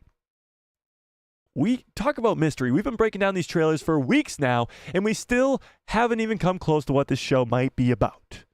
With Cal Naka fighting against those Jedi in the witch's house being blown up, the possibility of twins being involved. Like, there's a lot of layers to this mystery that remain still a mystery.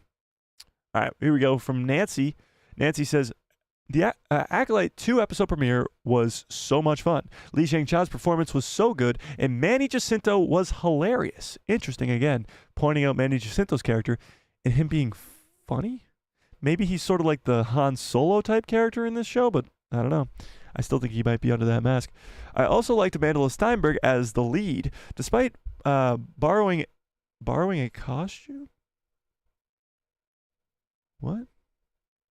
I'm not a Star Wars fan.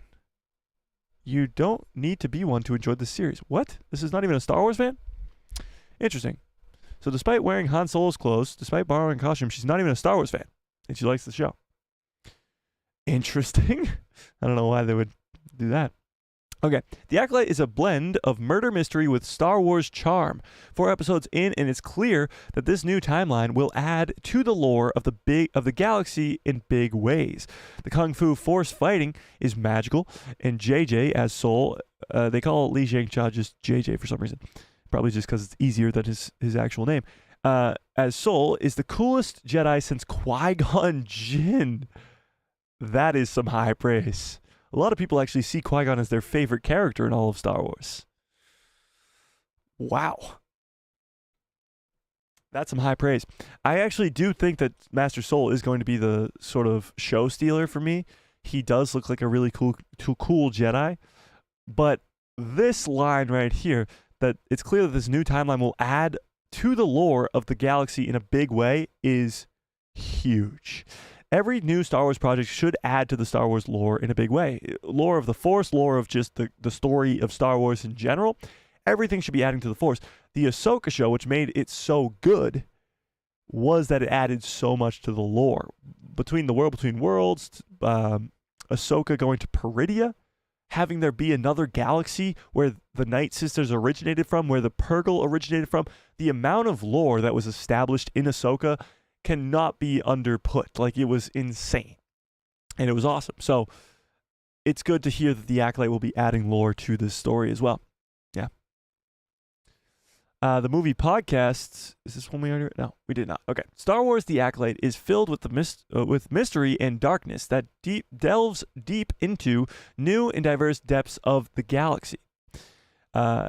I've seen 4 episodes and I dig the sinister story. It's steadily setting up big potential in this era. Carrie-Anne Moss with a lightsaber using Force Fu, Kung Fu Force Fu, is perfection. So this is actually, we've read what now, 15 reviews or something like that. And this is the first one that mentions Carrie-Anne Moss. Now, you guys know, I think that she's going to die in the very first episode, maybe even the very first scene of the show between her fight with May.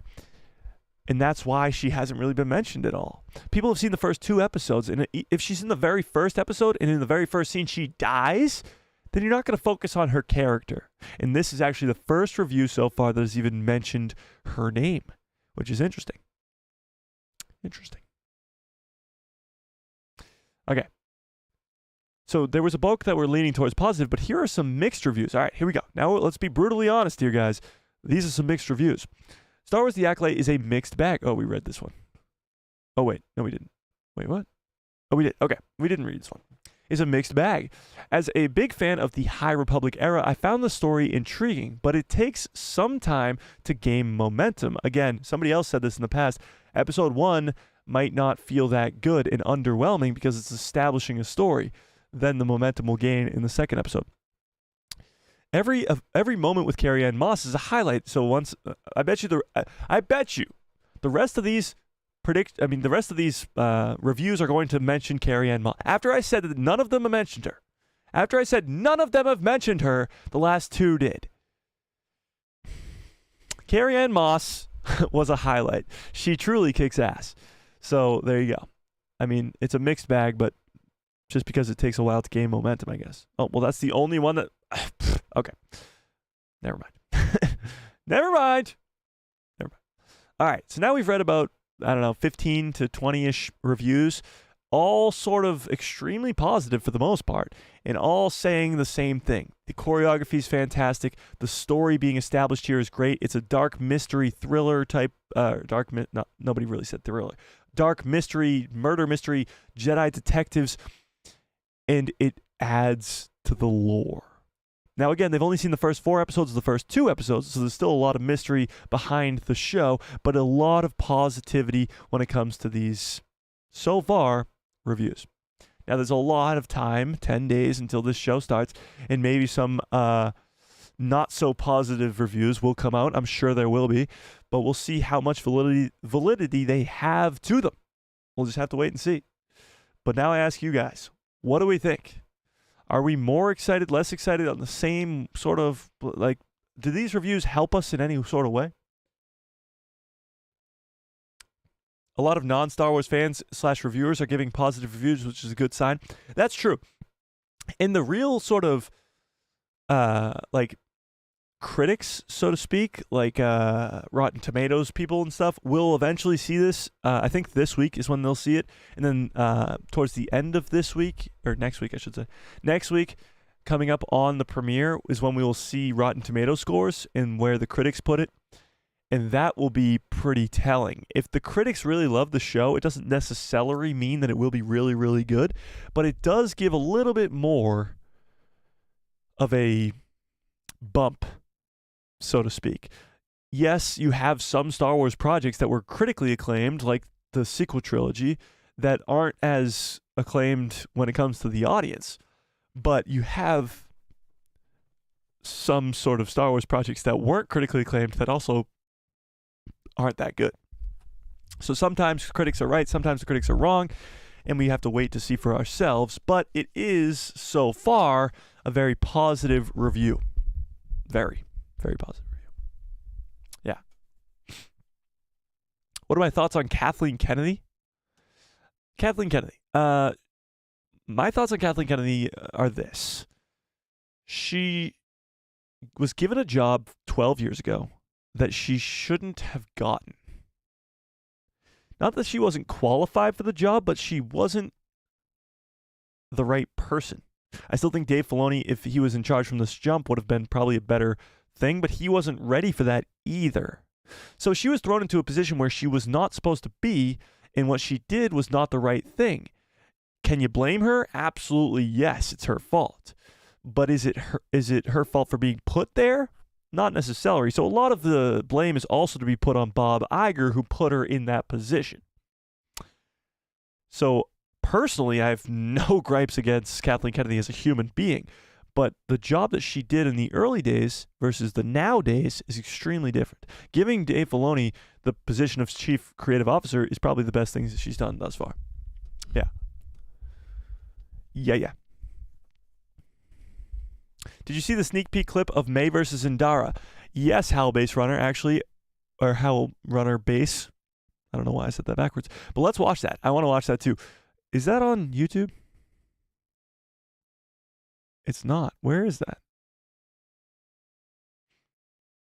I saw it. Did somebody send it to the Discord? Can somebody send it to the Discord?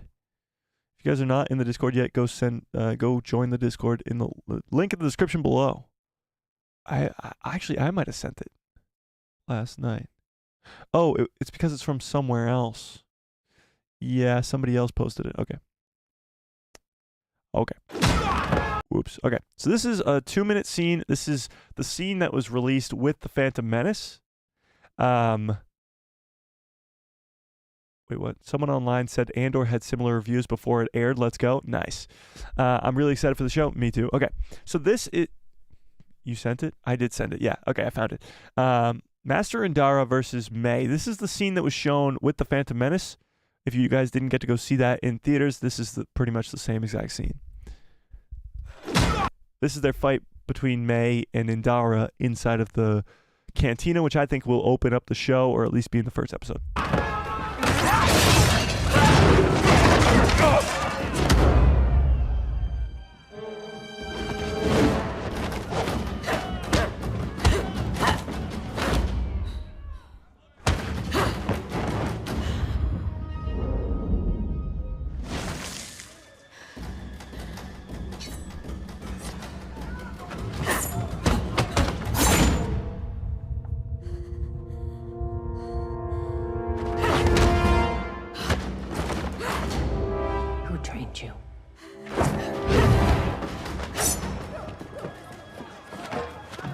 Interesting.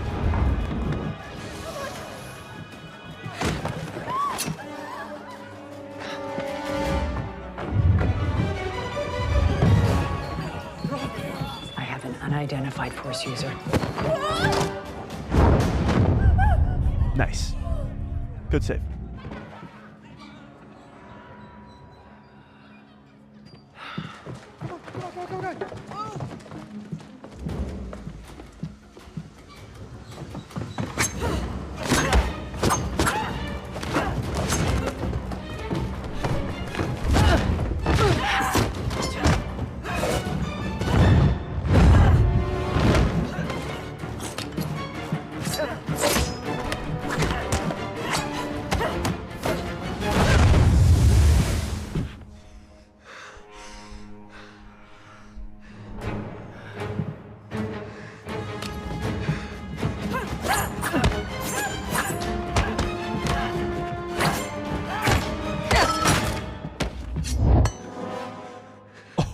Damn. Okay, so that ending scene was not, and the one like the last 20 seconds was not with the Phantom Menace. That's pretty wild. That's pretty cool. That sequence is probably going to be in the first episode. But what was really interesting to me about that, and I'm just kind of catching it now because we've seen it in so many trailers, is Master Indara asks her, the only thing that she asks her is, "Who trained you?" Not who are you, not why are you here, why are you trying to kill me? It's who trained you, which is very interesting because these two characters might have met in the past. We talked about seeing these flashback sequences in other trailers. If I can pull it up really quickly. Not that trailer, not that trailer. This trailer? Maybe? Which trailer was it? There's so many trailers now. This one? Maybe it's this one. So when we look at this trailer here, we see the flashback sequences right here. She was my student. Where we see Master Soul handing a young Osha or a young Mei character a lightsaber. I trained her. But we later on see Master Indara is also there with Master Soul. So it's possible that Indara does recognize who this is, who she is fighting in the cantina. It's possible that she does recognize who that person is, and she wants to know who trained her rather than who she is because she knows who she is. Officer Murdoch, what's up? She knows already who she is. So that might be why she's asking who trained her, because there might be a Sith working out there because she sees her use the Force. So let's go back to that trailer for a second here.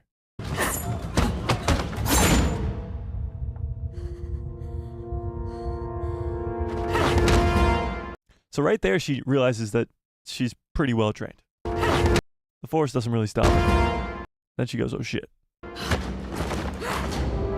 Who trained you? Who trained you? I think she knows her in this scene. I think they do know each other. Yeah. I think that's what's going on here. Yeah. Was that a Night Brother in the background? Oh, you're talking about in the flashback sequence? Yeah, so those are the witches. That's where they are in the flashback. They're with the witches. Yeah. They're with the witches. So both Indara and Soul don't want to reveal themselves? What are you talking about? But yeah, that's the clip, the latest clip from Indara versus Mei in that cantina, which is probably going to start out this show. If I were to guess, if I was a betting man, which I'm not, I would to guess that would be how this show all begins, is with that fight sequence. But we'll see. We shall see. Okay, we do have some other news to get into here, and that is George Lucas has opened his mouth and is now talking about Star Wars, actually talking about sort of just Hollywood in general, but he's also talking about Star Wars too. So let's talk about this. We got two articles here about this news, and the first one is from comicbook.com, and the title is a little bit misleading, but we're going to read it, okay? We're going to read it. So Star Wars George Lucas thinks original trilogy ideas got lost in the sequel trilogy. Excuse me. Okay, let's read this. Back in 2012, George Lucas sold Lucasfilm to Disney for $4 billion. $4 billion. And for the past decade, the filmmaker hasn't been directly involved in any of the stories being told in the galaxy far, far away. Now, that's not really that true. We know that George Lucas has been on the set of The Mandalorian. Now, he's probably not helping writing the story or even helping directing or anything like that, but he is involved in some sort of way. He's on the set of The Mandalorian, Ahsoka. We now know he was involved somehow in the development of Kenobi as well. But he's been involved. He's more so involved with the Mandoverse because of Dave Filoni. He's his apprentice. Yeah. Disney made more than $4 billion off of Disney. Wait, what? Disney made more than $4 billion off of Disney? You mean Star Wars? Yeah, I saw something. I think that they made the $4 billion back in merchandising before they even made The Force Awakens. So in 3 years, they already made their $4 billion back. Yeah. I saw that a long time ago, though. I don't know if that was true. Much like how fans have had their mixed responses to the movies and TV shows Lucasfilm has released, George Lucas himself has admitted that he thinks that some of the core components of the original trilogy got lost with stories that Disney produced. Even with the reaction, though, Lucasfilm admitted that by giving up something, you have to move on from it, regardless of how you feel about the final product. So this is what he had to say. I was the one who really knew what Star Wars was. Let's be honest. He was the only one who created the damn thing. who actually knew this world, because there's a lot to it. The Force, for example. Nobody understood the Force, George Lucas shared at the 77th Cannes Film Festival, per The Hollywood Reporter. When they started other ones, after I sold the company, a lot of ideas that were in the original sort of got lost. But that's the way it is. You give it up, you give it up. So he gave up Star Wars, and a lot of his ideas, or what he would have done, kind of got lost in translation. Yeah. Even though Lucas feels that Disney projects have lost some of the spirit of the originals, even though he is no longer directly crafting stories, the storyteller does still visit sets on various projects and consults with the filmmakers. When Lucas visited the set of Andor, for example, second unit director Sam Hargrave likened it to witnessing a real-life Jedi Master. This is what he said. I was there, but I was working on the other stage, Hargrave recalls to saying Collider last year, but I did pass through and saw him there. He was like, you would have even thought he was real Yoda had shown up. I mean, he kind of did. But there's some people, but there's more people there that day that any other day on any other episode, wait, what the hell is this guy talking about? That was like if you were at a Comic-Con on stage where he was, it was crazy. So there was a lot of people around, obviously, is what he's trying to say there. Because he's a legend. But there was... All right, that's not the article I wanted to go. This is the one I wanted. Yeah, this is where we actually get into what George Lucas had to say. Because that was sort of just altering his words almost. So, George Lucas discusses Star Wars representation, says that Disney-era projects have been great ideas and production. So this is more of what he said. Yes, that took the one time that he said that Lucasfilm or Disney Star Wars has lost some of the original ideas, but this is what he actually had to say. At Cannes to receive an honorary Palme d'Or, sure, George Lucas had taken the opportunity to reflect upon his time with Star Wars during the festival's closing ceremony. Oh, so this is the actual thing. Can we watch this, or will we get sort of... I don't know if we can watch it. I think we'll read this instead of trying to... I don't know if we can watch that because it might... get us in trouble. Since creating the science fiction / science fantasy franchise in the late 1970s, George Lucas has had to deal with a lot of criticism. Some of it has to do with representation. The original 3 Star Wars films were predominantly made up of white male actors, but he noted that using aliens was his means of representing diversity on a different scale. Though he also pointed out predominant black actors in the franchise as well. I mean, Darth Vader, not Han Solo, Lando Calrissian, but yes, aliens in general as well. So this is what he had to say. They would say it's all white men. Most of the people were aliens in the movies. The idea that you're supposed to accept people for what they are, whether they were big and furry, or whether they were green or whatever. The idea that all people are equal in the first one, there were a few Tunisians. In the second one, we had Billy D. Williams, who, of course, Lando. And in the prequels, which was extremely criticized, we had Samuel L. Jackson. He wasn't a scoundrel like Lando. He was one of the top Jedi in the Jedi Order. He also mentioned the prominence of female leads in the series, calling out criticisms when the genre in the late 1970s had little space for women of those kinds of roles. Who do you think the heroes are in these stories? What do you think Princess Leia was? He's got a point there. She's the head of the rebellion. She's literally the leader of the entire rebellion. She is the one that takes the young kid who doesn't know anything, and this boisterous, sure, I know everything guy, Han Solo, who can't do anything and try to save the rebellion and these clowns. So Leia kind of is the leader there. And at the same time, you have Queen Amidala. She's the brains, and it's their brains and their ability to think and plan to be logical. That's what the hero is. It's true. I mean, how could you criticize the guy who makes some of the greatest female characters ever? Ahsoka Tano, Leia Organa, Padme. Even villains, Saj Ventress. There's some incredible female characters that George Lucas created himself. This is a great picture. Lucas added, all right, here's what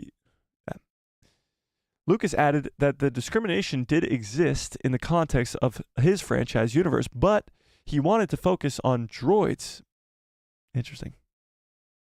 So he wanted the droids to feel like the ones who were sort of discriminated against because they were droids and not humans. Yeah. That was the way of us saying, you know, people were always discriminating against someone sooner or later.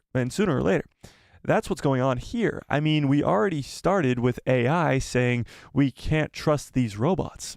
That's true. But what's pretty interesting to him, or to me, is that when you look at Star Wars, it's a world where obviously it's a galaxy where every sort of issue is. Every real world issue is. Anakin Skywalker, Darth Vader, the main character of Star Wars, starts off as a slave. And for some reason, we want to sort of forget that exists in the Star Wars galaxy. We see it through the Clone Wars. Did we see it in the Bad Batch? We see it in the Bad Batch, right? Season 1? Something like that.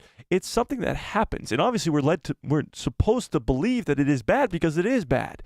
And that's why it's a important piece of the story. Anakin starts as a slave boy on Tatooine and becomes a Jedi Knight. And actually, eventually becomes the guy who saves the entire galaxy. Yeah. And then I think he finally goes on to talk about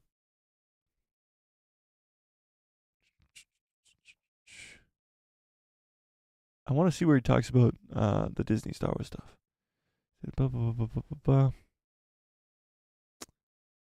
Is this it? Oh, here we go. Yeah. So this is the same quote we kind of heard, but it's the actual full quote here. I was the one who really knew what Star Wars was, who actually knew what the worlds were, because there was a lot to it. Nobody understood the Force. When they started to do these other ones after I sold the company, a lot of ideas that were in the originals sort of just got lost. But that's the way it is. You give it up and you give it up. The new films have a lot of talent, great ideas, and production.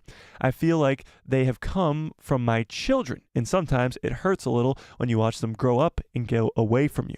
So it's the same thing in George Lucas's mind as his children are growing up and now they're moving on. They're moving out of the house. They're starting their own families and all that stuff. So maybe George Lucas doesn't agree with every single piece of content that's happening and coming out of Disney Star Wars, but he still sees it as his own children creating his own new thing,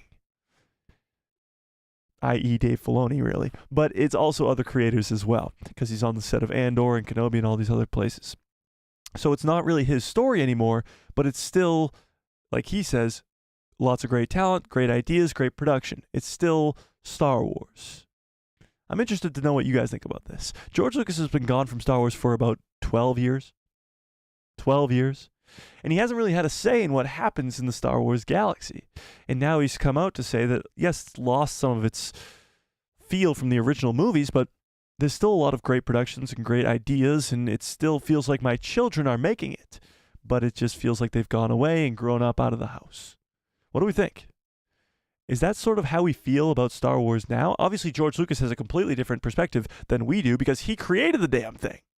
And a lot of people out there are George Lucas stans. I don't even know what the word stan means, but that's what I hear. George Lucas stans who will live and die by anything that he says. So if he came out and said that Disney Star Wars was great, that would be like world-shattering news. But he did not, of course, say that. He does come out and say, though, that he does back the things that Disney is creating. Dinosaur, what's up? George Lucas needs to buy it back? That's not happening. Disney or Star Wars is worth a lot more than $4 billion today. And George Lucas is a rich guy. And honestly, he's what, 80 now? He doesn't want it. That's why he sold it in the first place. He doesn't want to make more Star Wars, but he wants Star Wars to live on. Yeah. Genuinely, I'm not that worried about George Lucas at this point. George Lucas did something. He created the greatest galaxy, or the greatest franchise in all of cinema, in my personal opinion. And that can't be that can't be underput. That is an extremely, extremely huge thing. The only reason we're here today, the only reason that all of us are sitting here talking about Star Wars in the first place is because of this guy. But he sold the company for a reason. He wanted Star Wars to continue. And yes, it was shaky at first, but we've sort of laid the groundwork here with all these great new shows and new movies with Rogue One and now all these Ahsoka and all this other stuff. And now it's really like his apprentice has come in and taken up the role. Dave Filoni getting chief creative officer after Dave Filoni worked with him for over a decade on the Clone Wars. So that's what it really feels like. Yeah. Some OT original trilogy lovers are sequel haters because they find it woke and that Disney killed Star Wars and so on and so on. There's some people that don't even watch the new content for the reason that Disney isn't Star Wars. I just don't get it. Have you watched Rogue One? Have you watched The Mandalorian? Have you watched Ahsoka? Have you watched Rebels? Clone Wars? What about it is not Star Wars?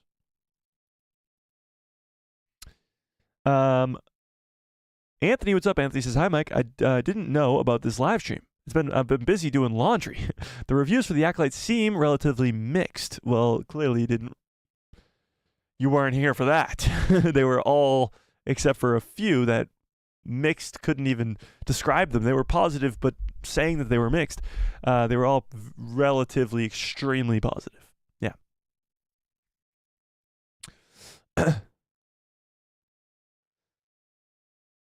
Yeah, true. This is the way it says, I feel like George is going to get more involved in the next 2 years. Book it. I think he will, actually.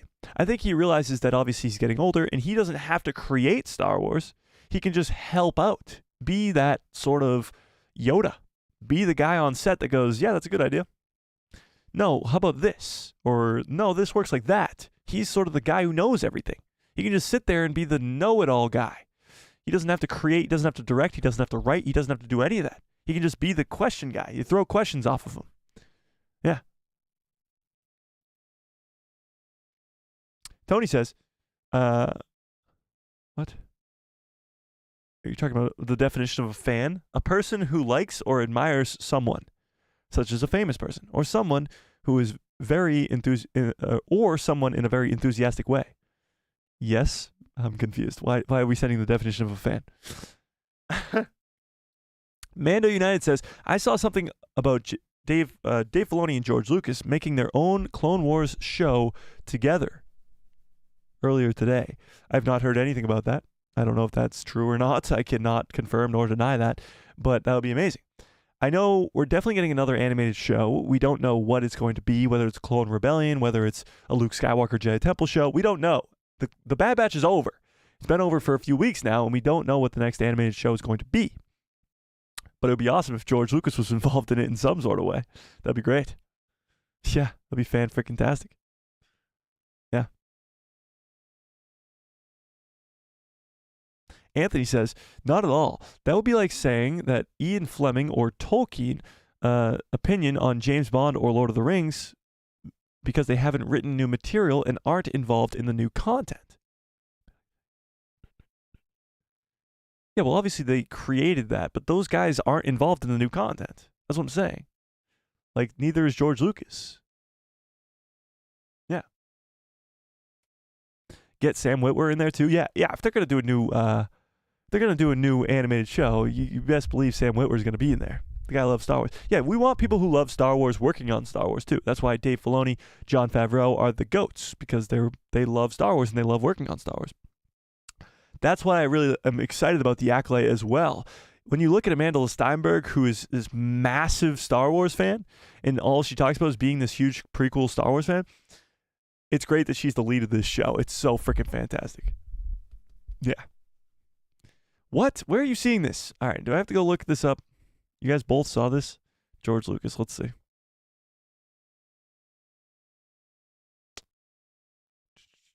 I'm not seeing anything about a George Lucas, Dave Filoni, Clone Wars show. Wait. Word is going around that Dave Filoni and George Lucas want to make live-action Star Wars Clone Wars miniseries. No, that's not going to happen, guys. We got live-action Clone Wars in Ahsoka, and that's the best you're going to get, because why would they retell a story that we've already seen? I don't think it's going to happen. And their source is word is going around. That's great. Thanks. That's very helpful. That's very helpful. Yeah. Word is going around. Oh, I believe that. I believe that.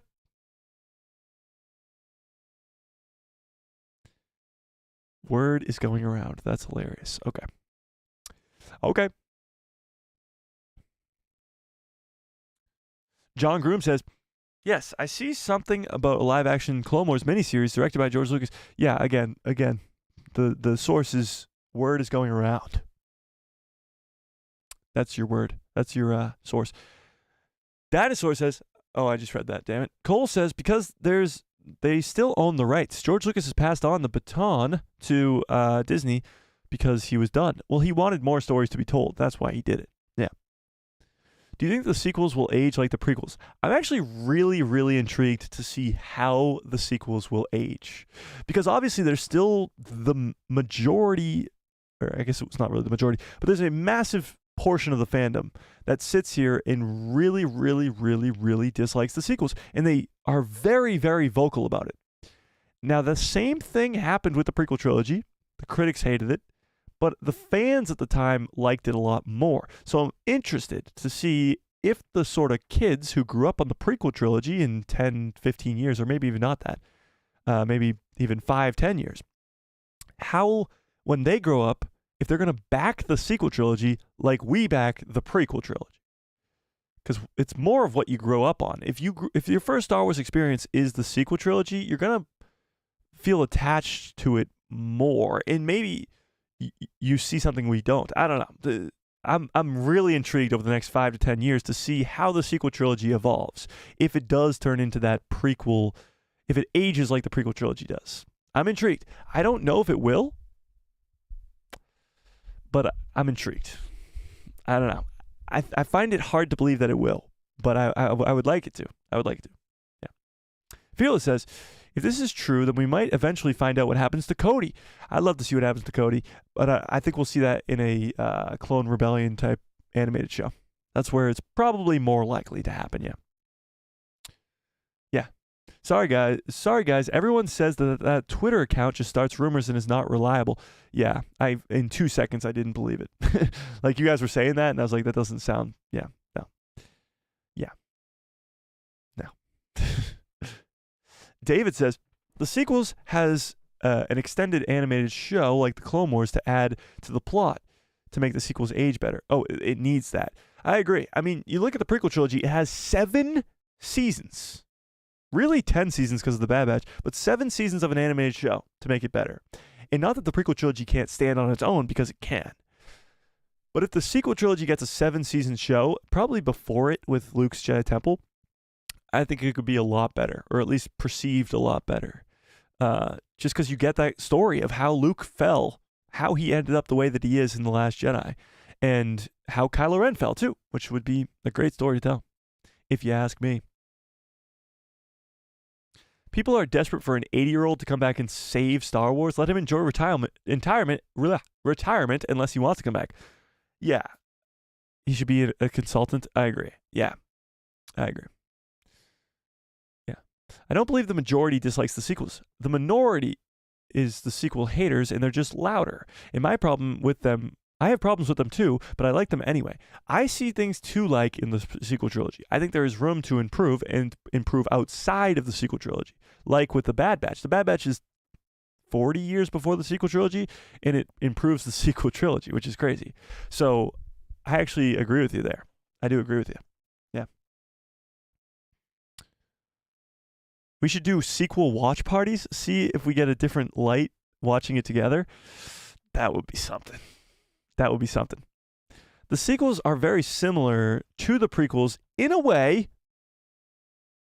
In a way, they're not similar in almost any aspect except for this one way, where a lot of the dialogue is very strange so strange that it gets quoted all the time.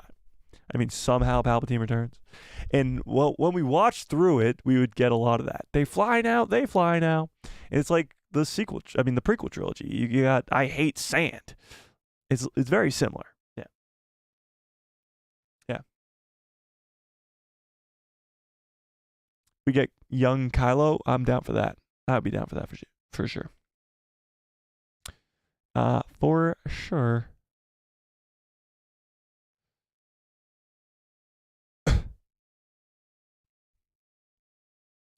Sequel watch party would be great. I don't know. I think watch parties for movies is really tough because it would be like 3 hours for each watch party, which would be insane. Yeah.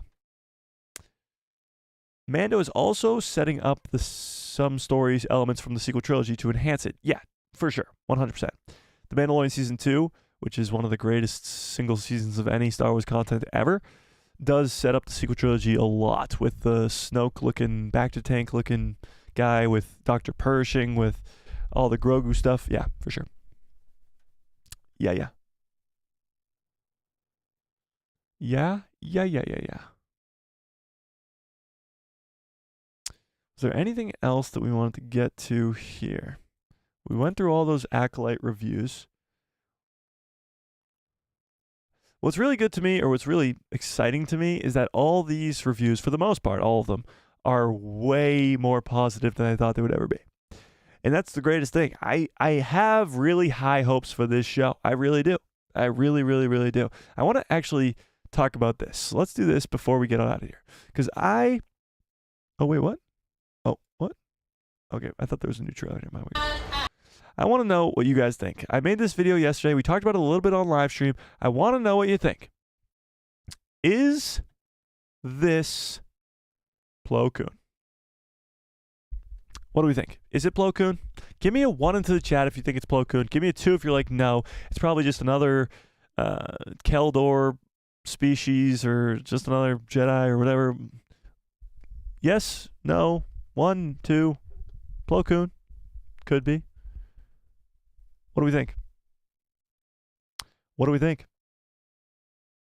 I see a lot of ones. That's what I like to see. I really, really hope it's Plo Koon. It would make it so much cooler if it was him. Plo Koon's such a fascinating character to me. He's Dave Filoni's favorite character. He's definitely not my favorite character by any means, but he is a very cool character to me. And getting to see him again, because obviously he dies during Order 66, the only place we can see him is back in time. So getting to see him in this Acolyte show would be fan-frickin-tastic. The only thing that is kind of making me not think that it's not tall enough, well, he is behind everybody else. He's very far behind everybody else. So that's kind of the only kind of thing that's making me, I'm like 98% there that this is Plo Koon. The only 0.2% that's keeping me off is that this weird-looking Sith Lord is in the forest. And I don't know if he's going to do that. I don't know if he's going to die in the forest. That's the biggest thing. Yeah. Don't get me wrong, I love Plo Koon, but look at his face structure. It looks exactly like him. Exactly. Like, put the two next to each other, they're the exact same. Well, how old does Plo's species get? Well, when Plo Koon dies in Order 66, he's 385 years old. So he could definitely be alive at the time. Why is he so cool? He's a lot more cool, obviously, in the Clone Wars, because that's where they explore his story more. But he's, in the prequel trilogy, he's sort of a character like Yaddle or Kit Fisto, who doesn't really have that much of a story arc. They're just there. But he, in Clone Wars specifically, gets a lot more character development. Okay. Kay, welcome to the people who love Star Wars. Hang on. Whoa. Let's do that right, please. Joins at the Padawan level. Kay, welcome to the people who love Star Wars.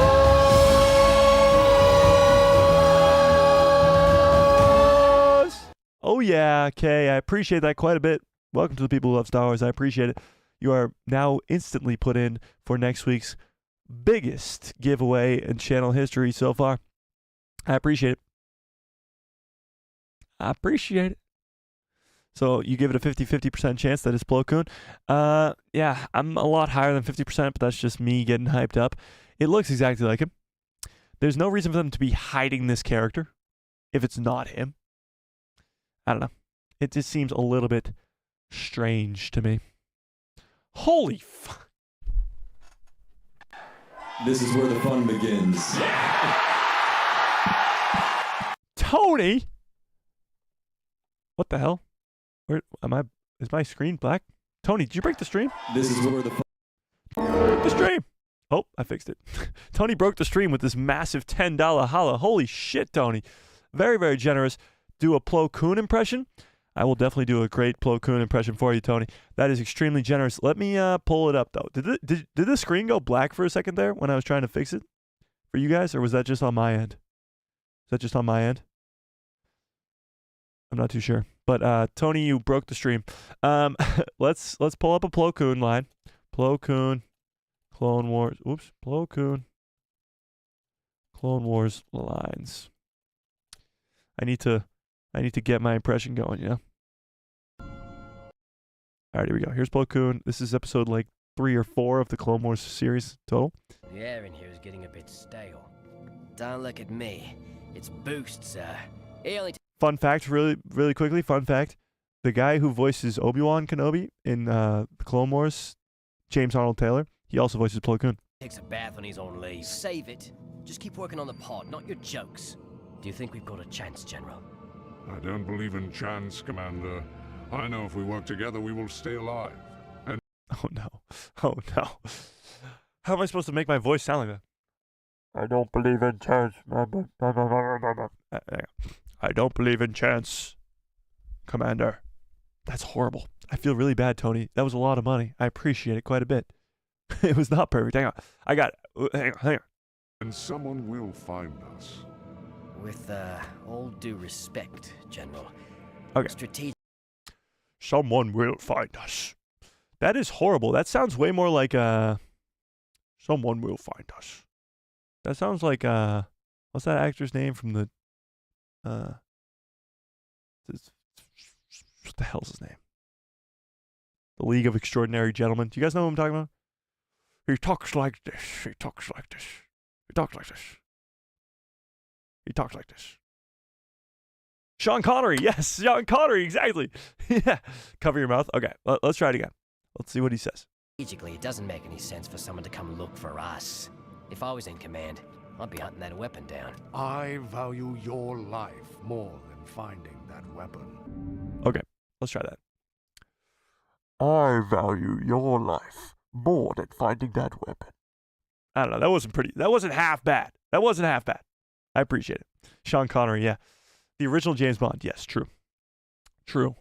I think I could do a pretty good Sean Connery. He's really like down here. He really talks like this. He's got it's like his mouth is full of something. I really don't know. I don't know why I can do such a good Sean Connery and nothing else. I don't know what it is. That's pretty awesome. Okay. No, thank you, Tony. Thank you, Tony. That's a very, very generous super chat. I appreciate it quite a bit. You know I do. That is extremely generous. I appreciate it. For some reason, I can just find these absolutely random impressions that I can do. Like a Sean Connery. Like, why can I do a good Sean Connery, but nothing else? Like, that doesn't really make much sense at all. I don't know.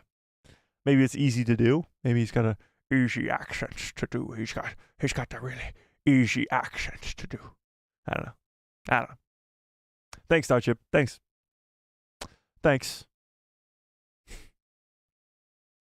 Yeah. It's worth a clap. Thanks. Thanks. Okay. I appreciate it, Tony. You know I really do. Okay. Let's do we have any other Star Wars news we gotta get to today? We went over the Acolyte news. We went over George Lucas. We went over the reviews. We got 10 days till the Acolyte show.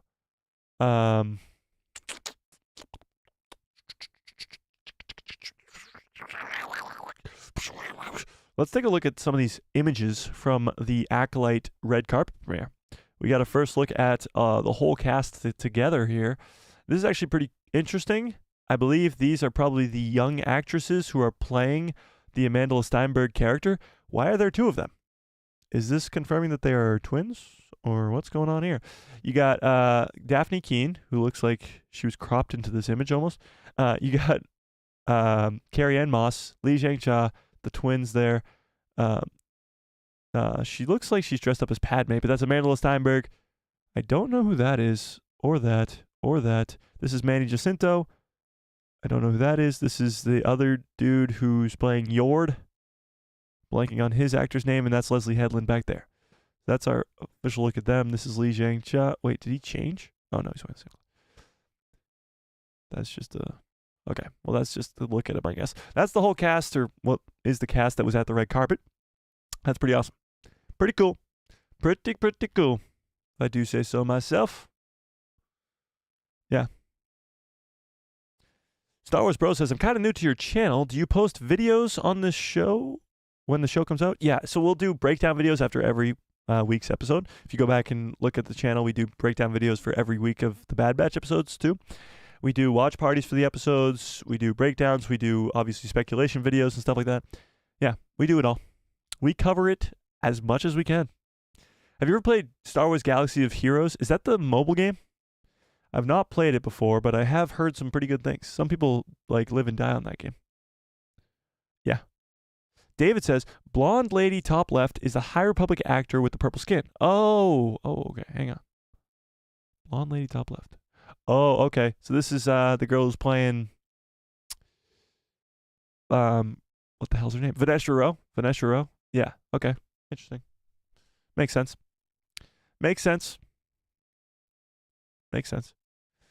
Not sure if I want to watch this series, but I'm willing to give it a chance after hearing reviews from fans. Yeah, Brian, I mean, the reviews are great. The trailers look great. There's nothing that's making me want to not watch this, that's for sure.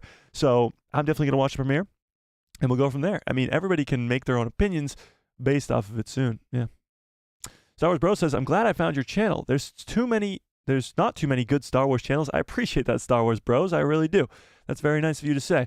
Well, yeah, that was the whole goal around here, is to find a Star Wars community of a bunch of amazing Star Wars fans like yourselves who love Star Wars. That's why it's called The Guy Who Loves Star Wars, okay? That's why it's called The People Who Love Star Wars. Some good water. All right, I do have to get on out of here, though. I got to make a short before 5 p.m. tonight, and I'm currently working on it. It's a pretty cool short if I do say so myself. It's about Palpatine and why he became a Sith, if you were wondering. Yeah. Yeah. This is the way says, Mike, money is not an option. What is the next concert you'll be going to? Oh, I don't have one planned. I don't. I actually rarely go to concerts. I like older music better. So a lot of the people that I like don't tour anymore. I've seen Billy Joel in concert, but like the Beatles, Elton John, I guess Elton John kind of still tours, but he's had like 10,000 farewell tours. But yeah, I do listen to more popular music like Ed Sheeran. Yes, he is young, I know. But Ed Sheeran, I did go listen to him. True. You're right. I meant if you could go to another concert, who would you go to? Like anybody in the world or currently? Like anybody all time or current? Currently, if I were to go to anyone, I would have said Ed Sheeran, but I just went there. Anybody else current? Charlie Puth. Charlie Puth's pretty good. I would go see him. I don't know. That's tough. All time, it'd have to be the Beatles. I mean, you can't not say the Beatles. Yeah. Oh, Michael Jackson. All time, Michael Jackson would be great too.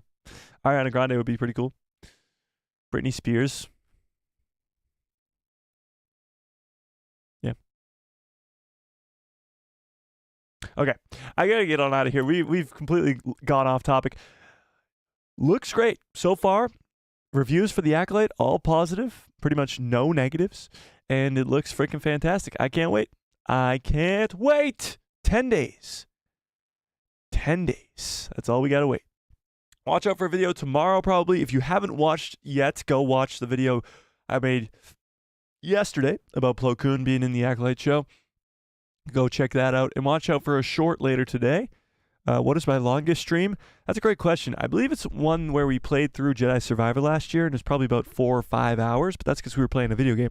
An actual scheduled Tuesday, Thursday, Saturday stream, probably about 2.5 hours, I would guess, maybe 2:45, and that's when like the news is absolutely insane. Or it might have been like a prediction stream for The Bad Batch or Ahsoka. I don't know. Somebody go find it. Somebody go help me out and find it. That'd be great. I appreciate you guys. Smash a like on the stream if you have not yet. Smash a freaking like on the stream if you have not yet. Huge shout out for Tony for the very generous $10 holla, and Kay for becoming a member. I appreciate it. I appreciate it. Watch out for a video tomorrow, if not Monday, and watch out for a live stream every Tuesday, Thursday, and Saturday for the rest of your lives. So hit that subscribe, hit that bell so you get notified every time I post a video, and my pretty face will show up in the recommended feed of yours. It's going to be a long road through this Acolyte show with a lot of haters coming in and out of the chat. And I actually like how respectful the people were today in chat. I applaud you guys for being as respectful as you were, even if you had differing opinions about this Acolyte show. I appreciate it. I appreciate it quite a bit. But we will have some people who come in and absolutely try to just shit on us, shit on it itself, and we got to persevere. Yeah. So I appreciate it. I hope you guys have a great rest of your evening. And yeah, may the force be with you. Oh, wait. Literally just about to end the stream, and Swagger Like Us arrives. Swagger, I appreciate you. What's up? How's it going? Alex says, sorry for calling you a shill. Don't worry about it. I get it sometimes. When I talk so positively about Disney Star Wars as much as I do, it does make people think that.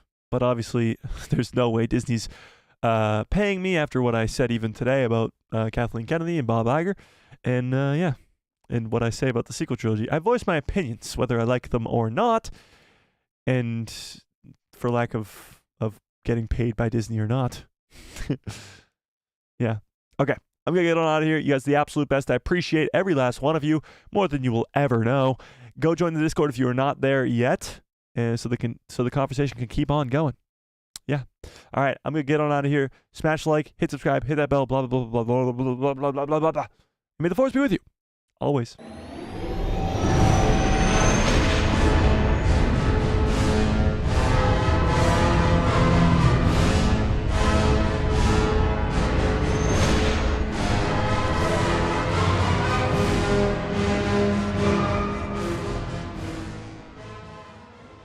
Oh yeah, what a great stream. What a great show. You guys are the absolute best. I appreciate you all. Huge shout out again to Tony for the very generous $10 holla. God damn. And Kay as well for becoming a member. So appreciate it. I hope you guys have a great rest of your evening. Great rest of your lives. And good night, everybody.